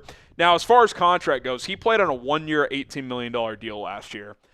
Is it something like that? Maybe a little less. Maybe it's like $15 million. The cap is going up more than $20 million, so I could see him fetching something like that. He is still very good. I'd go one for $15, $16 million. I think he's still a damn good player, and I like the idea of not being tied down to a free agent edge for like 3 or 4 years. I think the Bears have probably learned their lesson on Dio Dengbo. Let's get someone on a 1 or 2 year deal and complement this group. I think Khalil Mack would do that very well, and obviously be a great story. Maybe he plays 1 or 2 more years in the NFL with the Bears and wraps up his career. So, and has a chance to win a Super Bowl, which would obviously be awesome. How much would you offer Khalil Mack? Like, what's as far as you would go? Probably what he got last year is as far as I would go. 1 for 18. I would try to have it be more like 12 to 15 million, but I'd be willing to stretch to 18. Maybe add a void year on it to keep the cap hit down a little bit for this year. But I think he's still very, very good. I'm not paying him $25 million, but I think I'd go in the mid-teens for Khalil Mack. All right, questions now. We got Austin with the super chat. Do you think we should trade up in the first using more in a future pick? I'm the guy who got Dylan T on CHGO. Oh, nice. Awesome. I saw they had him on. I haven't seen the interview, but that's cool. How much farther up in the first round does DJ Moore help you move? If we think DJ Moore probably fetches a 3rd at best, or more realistically like a 4th or 5th, just in a vacuum, how many spots does that move you up in the first round? A couple? I don't think trading DJ Moore moves you up from 25 to 15. I'll just put it that way. So, look, if there's a guy you love at 22 and that team, I'm just throwing out a number. I don't even know who picks 22 on the top of my head, and that team needs a receiver and they'd be willing to move down 3 spots if they added DJ Moore, like, cool. Like, I could see something like that happening, but I don't think you're jumping 8-10 spots with a guy like DJ Moore. Chargers are at 22, so that's a bad example, but you guys get my drift on that one. All right, Will Edwards with a 5. You think we could fleece somebody for Edmonds like the Jets did, the Colts for Sauce? Completely different situation. Number one, Sauce was like 24 years old, plays a more premium position, and, his contract is a lot, but for his age and if you're banking on him continuing to improve, not a bad contract. Now, that was still a horrific trade, in my opinion, for the Colts. But it's more a bad trade because they basically went all in on Daniel Jones. That was the main issue there. It was an overpay regardless, but you guys get my drift. I don't think some team's giving you a 2nd-round pick for Tremaine Edmonds. Listen, if you get a 4th, I'd be thrilled. If you get a pick at all, I think it's a win because you've broadcasted to the league, hey, we're probably cutting this guy, so give us a call. We're open for business. We're also open for business. If you want to get some Bears Now merchandise, we got these awesome new Bears Now t-shirts in navy and black, $24.99. But the whole store, go to chatsports.com/bearshop. You'll see these. You'll see the St. Patty's stuff. If you're watching live, if you buy the St. Patrick's gear by March 4th, you will guaranteed get it before St. Patrick's Day. If you get it like a day or two after, there's a chance, but guarantee if you get it by the 4th, you will get it by St. Patrick's Day. You can rock the t-shirts in green, navy, or black. We got the hoodies available in black or navy as well. And we have all the other merch too. The Iceman, the FGB, Take the North, all that stuff is available. Chatsports.com/bearshop. Tons of t-shirts, tons of hoodies. Hats could be coming soon. So stay tuned for that. Get going today. All right, Zach Clark, do you see Sonny Styles as an actual option at linebacker? For the Bears, no. I think at worst he goes top 10. So you trading up 17 spots to get into the top 10? I don't think it's realistic. You never know. Draft night can be weird. Could he fall to like 12, I guess. But Dallas at 12 is probably his absolute floor. I don't think he gets past them. Seth Delp, if they only re-sign Byard back at safety, who should they get as the other starting safety? I think it would be someone in the draft. So is it one of the higher guys like Dylan Thieneman or Emmanuel McNeil-Warren, who may or may not be available at 25?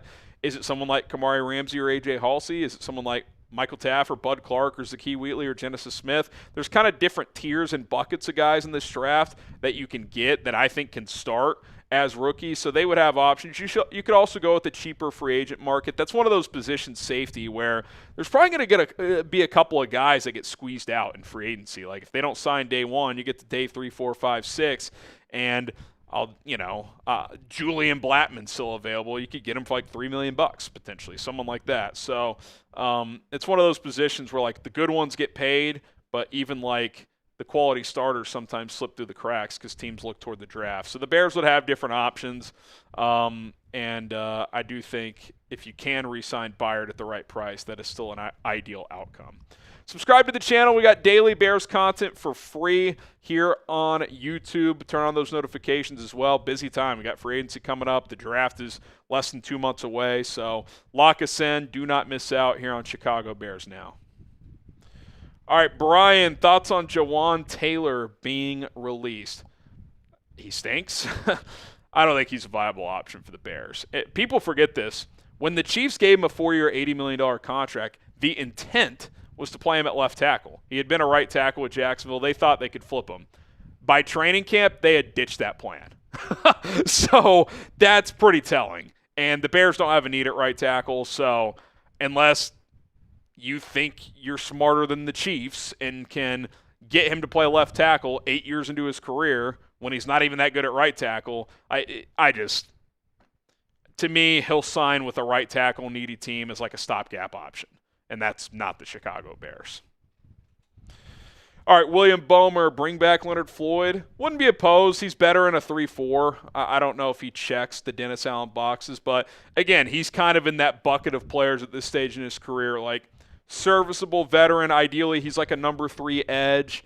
I like a Clowney better. I thought Clowney had a better year last year, but he's kind of in that same tier, probably in the lower end of that tier, especially on how both played last year. Floyd wasn't as good last year as he had been in previous years, but yeah, I mean, if you told me you got Leonard Floyd for like $5 or $6 million, like I wouldn't be opposed to that. Come in, be third or fourth edge rusher, got no problem. Okay, who is your top Bears free agent target this year? Is it Trey Hendrickson? Is it someone else? Khalil Mack? Let me know. Who is it? Alex Tucker, if we get 2/3 for Cunningham, what are the chances we trade back into the first or just a better second for an edge or a safety? Well, to be clear, one of the thirds would be this year, the other one next year, so I do want to make that clear. I do think this is going to be an interesting calculus. Hopefully the Bears find this out by the start of free agency, because I do think it could impact what you do in free agency. Like, if you know you have that third-round pick available, you might be more selective in free agency. Like, hey, like this is our price point for this player. If he wants more, we think we can find someone at that position in the draft. So I do think it's important that the Bears have clarity on that by the start of free agency. I forget exactly when the comp picks get announced. I'll try to look into that and get back to you guys. But, yeah, obviously if you have 2 extra day 2 picks, one this year, one next year, that gives you more ammunition to trade around and make different decisions in terms of your roster building. So it's important. DC Viper, is Swift still safe as the Bears' number 1 running back, or are the Bears going to look into someone like Breece Hall? Well, I'm filming this Monday at about 4 o'clock Central, or 6 o'clock Central time, and as of now, Breece Hall has not been tagged. Now, it's been heavily reported that that will be the case. If he gets tagged, I'm not trading for him. Like, I wouldn't do a tag and trade with the Jets. If he's a free agent, I'd at least sniff around, see what that price tag is. If you could get him around the $10 million per year mark, and you cut Swift, which clears $7.5, you pay $2.5 million more on average for a better player, I'd at least be open to it. I'd say Swift is pretty safe right now. Like on the Smokin' Jays meter, I'd give it 3 Smokin' Jays. He's back, and he's in your pairing with Kyle Monangai. Now, could someone pop up in the draft that they love? Could a Breece Hall be available? Maybe. But for now, I would say, and based on the comments at the Combine from Ryan Poles, I would say he's mostly safe and likely back next year. But I don't think it's 100%. I think there are specific scenarios where he could be cut or traded to another team if they find a different back that they like. All right, guys, that's going to do it for Chicago Bears now. I'm all over social media, still catching up on DMs, but give me a follow, Twitter, Instagram, TikTok, same handle for all three at HGramNFL. I'm also on Facebook trying to grow that page, facebook.com/HGramNFL, or if you're just on the app, search Harrison Graham Chat Sports. You'll find me right there. Greatly, greatly appreciate it. We, of course, will continue to pump out the content, so subscribe to the channel as well. All right, one more segment to go, and then we will get out of here. By the way, Sperry said that this came from Corey Kinnan, draft on draft. It's some draft guru. I've never heard of this guy with the Caleb Downs note. What was the guy's name? Corey Kinnan, Kinnan. I've never heard of him. Maybe a deeper guy. So, yep. All right, let me make sure we're good.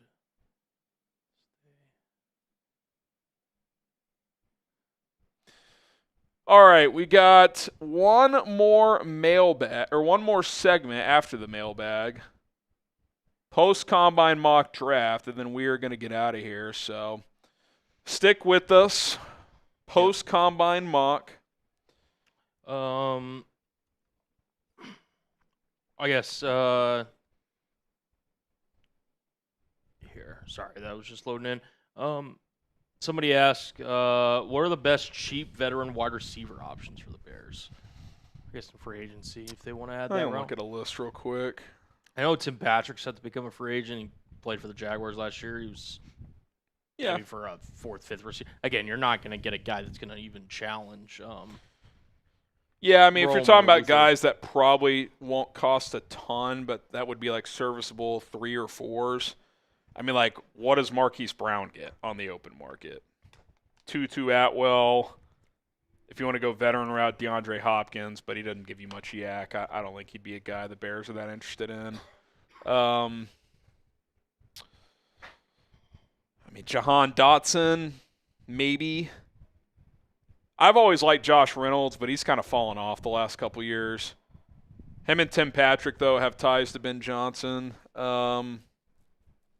Let's see. Looking at some other names here. Kendrick Bourne played pretty well with the 49ers. I'm curious to see what type of contract he gets. You could bring back OZ, probably vet minimum. Wouldn't mind that. Yeah, then you're getting to kind of guys like Brandon Cooks. He actually had some juice with the Bills. Yeah, a little bit. He looked okay, actually. Gabe Davis, like, what's he getting? Depth kick returner guys. So somebody essentially replaced Devin Duvernay. Who's that? Eric was just asking. He was the guy that asked the receiver question. Shout out to you, sir. In terms of returning options. Returner options, I should say. Excuse me. Yeah, I mean, like Rashid Shaheed, but he's going to get a lot of money. Like, do you think the Seahawks even bring him back? He says he wants to return to Seattle, so like, it's not a complete zero. I'm very curious. They've got like 6 main guys. I'm not sure how many of them they are going to be able to bring back because a lot of people seem to be interested. So they might just play the comp pick formula game and just load up on picks for next year. They might extend their own guys. Maybe they make a trade or two. Maybe because a lot of these these contender teams, that's what they start to do. They play the comp pick game and they use trades to improve their roster, projecting that they're going to get draft picks to replenish in the future in free agency. So I could see for sure Schneider start doing that. Bears are not far away. Yeah, could do some of that this year, especially if like Nashawn Wright gets a nice contract. Yeah. I mean, if both safeties sign elsewhere, I mean, certainly a possibility. Need speed pulls. I think if the Bears are going to get a receiver that provides kind of kick return ability that gives you some speed, I think draft's probably the way to go. Yeah. Not saying that they couldn't get a guy in free agency, but that seems take like that Mississippi State guy. How high do you think he goes? He's still a day 3 guy to me. I think showed really good burst. Shout out to him for having a top 10 40-time in combine history.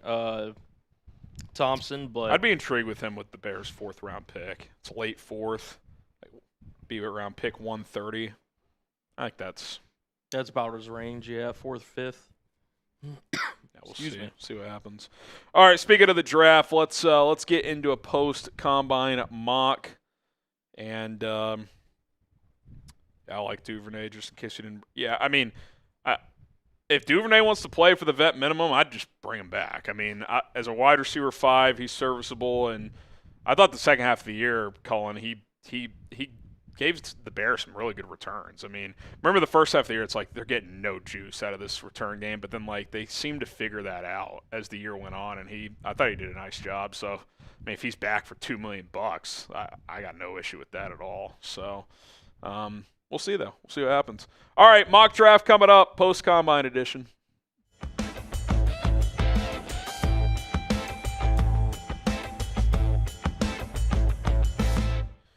All right, let's get into a post-NFL Combine mock draft for the Chicago Bears. My name is Harrison Graham. Full 7 rounds with trades on today's mock. Just some takeaways from the Combine for me when it comes to this draft class. I think it's a really deep edge group.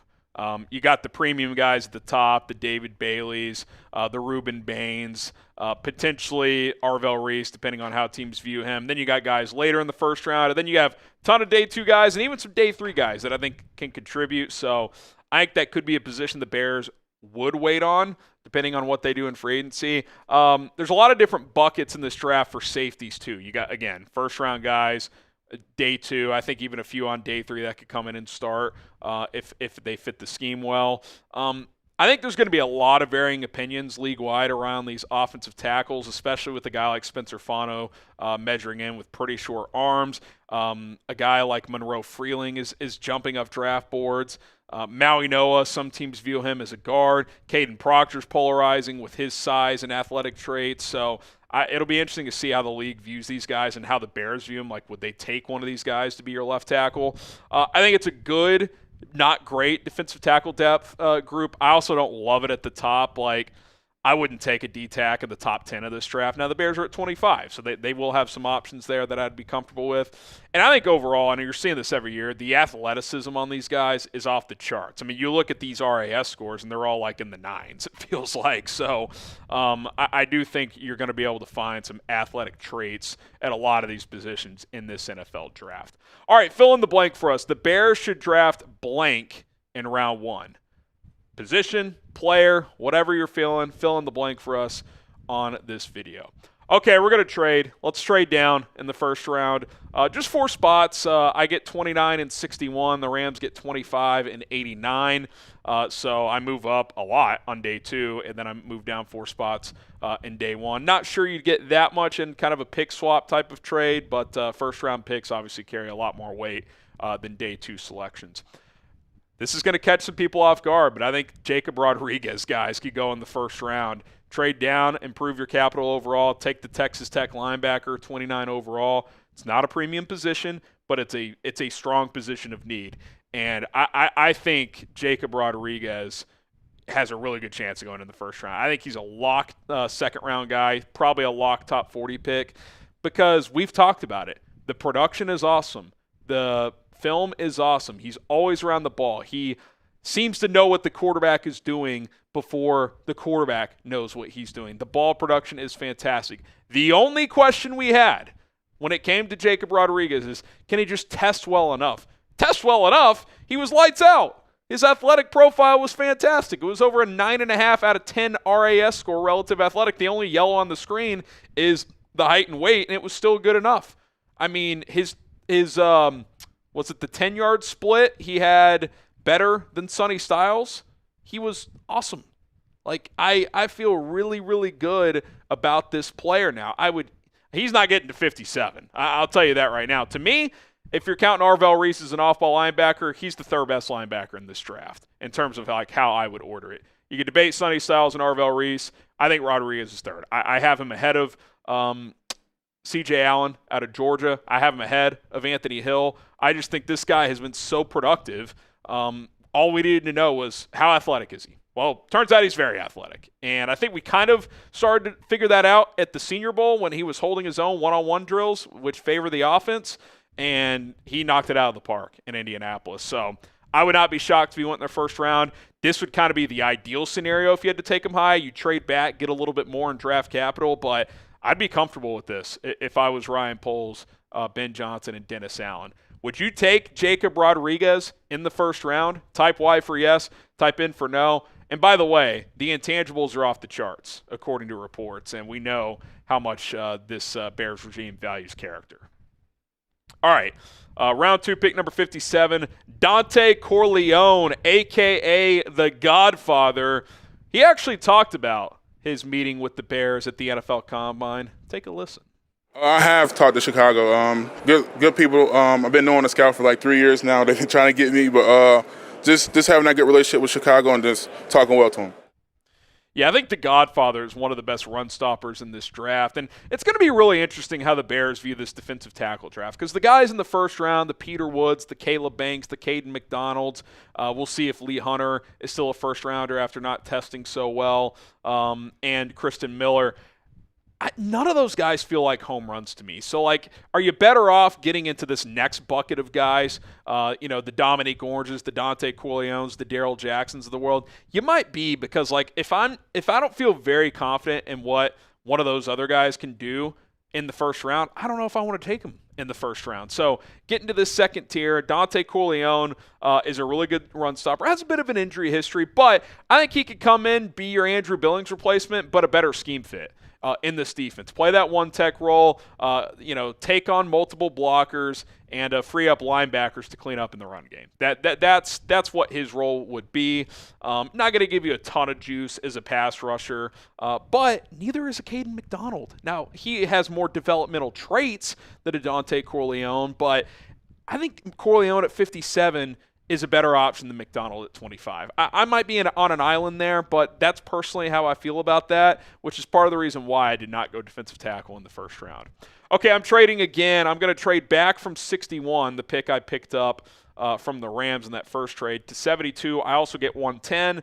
The Bengals get 129. So move down 11 spots, move up 19 in the fourth round. So pretty even trade there. And then I'm going to take a guy who's becoming one of my draft crushes, Dennis Sutton, the edge rusher out of Penn State. These Penn State dudes are always just built in a lab. It seems like they test off the charts. But he also has production to back it up. Back-to-back 8.5 sack seasons, and that's despite playing 3 less games this year, because obviously Penn State went on a nice little CFP run back in 2024. He's probably not like – he does get a little tight-hipped as an edge rusher, which is probably why he won't be a first-round pick. But – production, could set the edge in the run game, still a good pass rusher, over 15% pass rush win rate for Penn State. He tested exceptionally well. The weight is slightly on the lighter end for what a Dennis Allen defense would want, but he's big and long. He's got the arm strength, or the arm length. I think you could put 10 pounds onto this frame pretty easily. If you can get him up to 265, then he checks kind of that final box for Dennis Allen. He's becoming one of my favorite edges on day 2.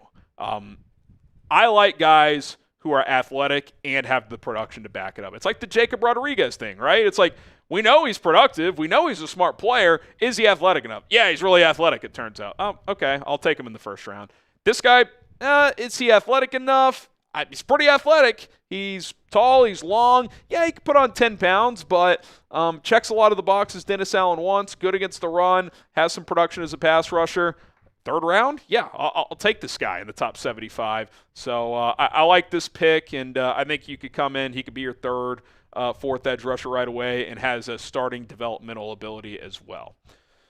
All right, why not? Let's keep the trades going. I'm going to trade DJ Moore to the Tennessee Titans for pick 101. I don't know if that's on the rich end of things. I was going to trade him either to Tennessee or New England. I ended up going Tennessee because I think there's a decent chance the Patriots end up getting A.J. Brown. I'll tell you who the Bears get with that pick coming up in a moment. But shoot your shot on Prize Picks and get $50 instantly in lineups when you play your first $5. That's right. Prize Picks is now giving you $50 in lineups when you sign up and play your first $5. Prize Picks makes every dunk, every dime, and every board that much more exciting. So don't miss the chance to get started on America's #1 app for sports picks. By the way, what does that smell like? Oh, yeah, March. the madness. It's here. You're not going to want to miss out on Prize Picks opportunities with all the hoops action heating up. Baseball's around the corner. We've got season-long football stat projections available, too, if you're a football junkie like me and want to just stick with that. Here's a little 3-player lineup I've got with some of those season-long stat projections for football. I took more on Myles Garrett sacks, more on Caleb Williams pass yards, and more on Colston Loveland receiving touchdowns. $20 lineup to win $100. Check it out today. Download the Prize Picks app. Use our code CLNS to get $50 in lineups after you play your first $5 lineup. That is code CLNS to get $50 in lineups after you play your first $5 lineup. Prize Picks. It's good to be right. Okay, I went back-to-back personal draft crushes here. If you follow me on Twitter, you've probably picked this up. Mike Washington Jr., the running back out of Arkansas. I think he's played his way into RB3. I don't know if he gets out of the third round. Now, this is literally the first pick of the fourth round before comp picks are awarded, so I think there's a chance he falls to day 3. I still think Jadarian Price is RB2 behind Jeremiah Love, but I think Washington is firmly in that RB3 discussion. Had a really good season for Arkansas last year. Was their best player on offense. I was surprised when watching some of his highlights and a couple clips of his tape as well. He's pretty good as a receiver, man. There's one play, it might have been against Texas, where he catches a wheel route on the left sideline and makes a guy miss, and I'm like, okay, this dude is 6'1", 223. He's a battering ram who will also run away from you. He ran a 4.33 in the 40. It's literally the greatest testing we've ever seen from a running back. He's big, he's physical, he's fast, he's shifty. The only negative to Mike Washington Jr. is he does have 10 career fumbles in 5 years, an average of 2 per year. So that's a little high. You don't love that. He had 3 last year for Arkansas. That's not a terrible number considering he had around 200 touches. It's not bad. It's a little on the high end still. If he can improve the ball security, there's nothing he can't do. Now, he could probably improve a little in pass pro. That's every running back these days in college football. But man, like, the size, speed, shiftiness combination with this guy, the ability to catch the football. He's not going to be Le'Veon Bell, but I think he could be a guy that gives you 300-400 yards receiving if he ever becomes a primary back. There's no reason why, from just a athletic profile standpoint, he couldn't become a lead back down the road. And the beauty of this is if the Bears took him, they would have a lot of options. They could turn around and try to trade DeAndre Swift or cut him. They could simply have Washington kind of redshirt this year, be an RB3 behind DeAndre Swift and Kyle Monangai. Like, that's the beauty of this, and I think a Washington-Monangai combo moving forward could really work. So I'm pretty bullish on this kid. I would love it if the Bears got him. I got to think Ben Johnson, watching this guy test with his size and speed combo, got him pretty excited about what he could do in his offense. If you want more Bears mock drafts, draft videos in general, hit that subscribe button. We're going to be hammering draft content, at least one video per week the rest of the way leading up to the NFL draft. So don't miss out. Subscribe today. We got you guys covered. Okay, I took a personal favorite of mine as well. Bud Clark, the safety out of TCU. Now, he also could potentially have worked his way into day 2. But again, it's also the kind of that type of year like, oh, he's day 2, oh, he's day 2. Well, they can't all go day 2. Like, some guys are going to fall to day 3. 6-year college player, 61 career games. The ball production off the charts, right? 15 picks, 21 breakups. His willingness to tackle is a little inconsistent for me. I don't love that. I think part of that's the frame. He's 188 pounds. He's going to play around 185, 190. So he's not a battering ram of a safety. He's a center fielder nickel hybrid. Like, you're not going to ask him to play in the box a ton. If he does play nickel, he's going to be more of a cover nickel. He's not going to be one of these, like, Nicky Manwari nickels that's willing to play downhill a lot. Or even a Kyler Gordon, who's not the biggest guy, but we know how willing he is as a tackler. You know who he honestly reminds me a lot of? Eddie Jackson. Read the quarterback's eyes, go make plays on the football. He did that throughout his college career. I'll put you in a time machine. If you go back, because I know a lot of you guys are Big Ten fans, the Michigan-TCU college football playoff game, he had that pick 6 off of J.J. McCarthy early in that game. Goes to show how long he's been in college as well. But he is really good at diagnosing what the quarterback wants to do. That's what Eddie Jackson was good at. Now, he gambles some and he gets beat because of it, but he's going to make a lot of plays on the football. You think about a defense that led the NFL in takeaways, Bud Clark fits that to a T. So if you could get him late 3rd, early 4th, I think that's really good value. And you got this as well, and I've heard this from people inside that TCU program. Bud Clark, this is Fran Duffy tweeting this out, draft analyst for All City. Bud Clark was, I don't know how this came up at his press conference. He says, there's an art in trash talking. I'm fluent in it. He will run his mouth, and I don't mind that as long as you don't cross that line. All right, get to some later day 3 picks. Jeff Caldwell, who I had heard about, and I remember him vaguely last year at Cincinnati. Only played 1 year there. I think he played like D2 ball before that, or FCS level. Transferred to Cincinnati. He had decent production. He is 6'5", 215, and runs in the 4.3s. In the 5th round, I'm intrigued. Come in, see what you can do. You got the size-speed combo. Now, despite being that big, his what's the stat on PFF? The jump ball contested catch rate was not the best. But if he could separate, run some posts, some go routes, like he's not going to run the full tree for you, but come in, compete to be like a wide receiver 4 early on, maybe develop into a wide receiver 3. Run 10 routes a game, run some go routes. You catch 5 or 6 of those over the course of your rookie year. That's a good pick in the 5th round. All right, then you got the 7th round picks. Luke Altmaier, there's enough talk right now around, is Bagent going to be here? Could they trade him?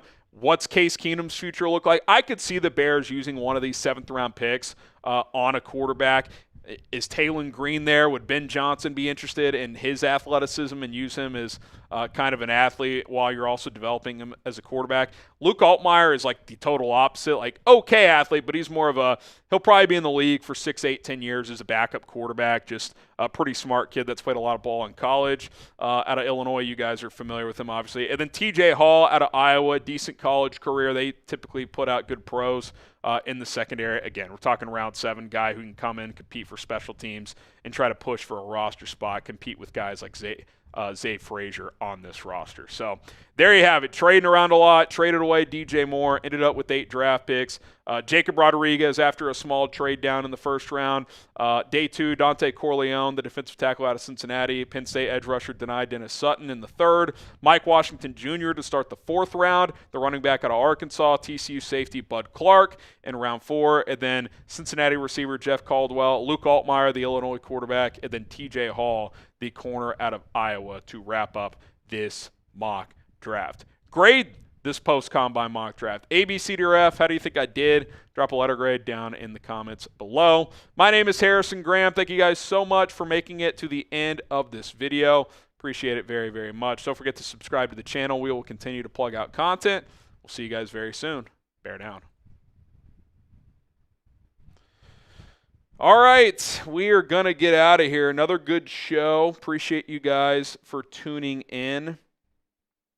How we feeling about the mock? Let me know. We also got the merch. Don't forget the merch. New Bears Now t-shirts, $25, $24.99. Chatsports.com/Bears shop. That link's in the chat. Going to get you to the whole shop page, and you can kind of scroll from there and figure out which merch you like. We got the Bears Now tees. We got the St. Patrick's Day line with the Green River, the t-shirts, and the hoodies, which are awesome. If you get those by March 4th, you are going to be good to go by St. Patty's Day. So if you want to rock it on St. Patrick's Day, order that in the next couple of days. Chatsports.com/Bears shop. And appreciate all the love and support on the merch we've had so far. It's been awesome to see. I know you guys DM me sometimes, hey, got my FGB hoodie, all that stuff. So continue to do that. That's awesome. And, we're always cooking up merch ideas, so you never know what could be next. All right, Colin, good stuff. Next time we'll be live will be just a few days before free agency. So got a lot of stuff going on. Also, and I just kind of thought of this, I don't know if we'll for sure do it, but we are working Sunday, the eve of free agency. Maybe a little pre-free agency live special would be more of a condensed live, but if you guys are interested in that, let me know. Maybe we'll go live Sunday for like an hour or something. But should be a busy day. There's a lot of stuff that happens leading up to free agency. So we'll be here. If there's breaking news, I will have it covered. So hit that subscribe button, and we'll have content tomorrow, Wednesday. Be back live Thursday. If there's major breaking news before then, we'll be live. But if not, we'll see you then, and plenty of content in between. Bear down.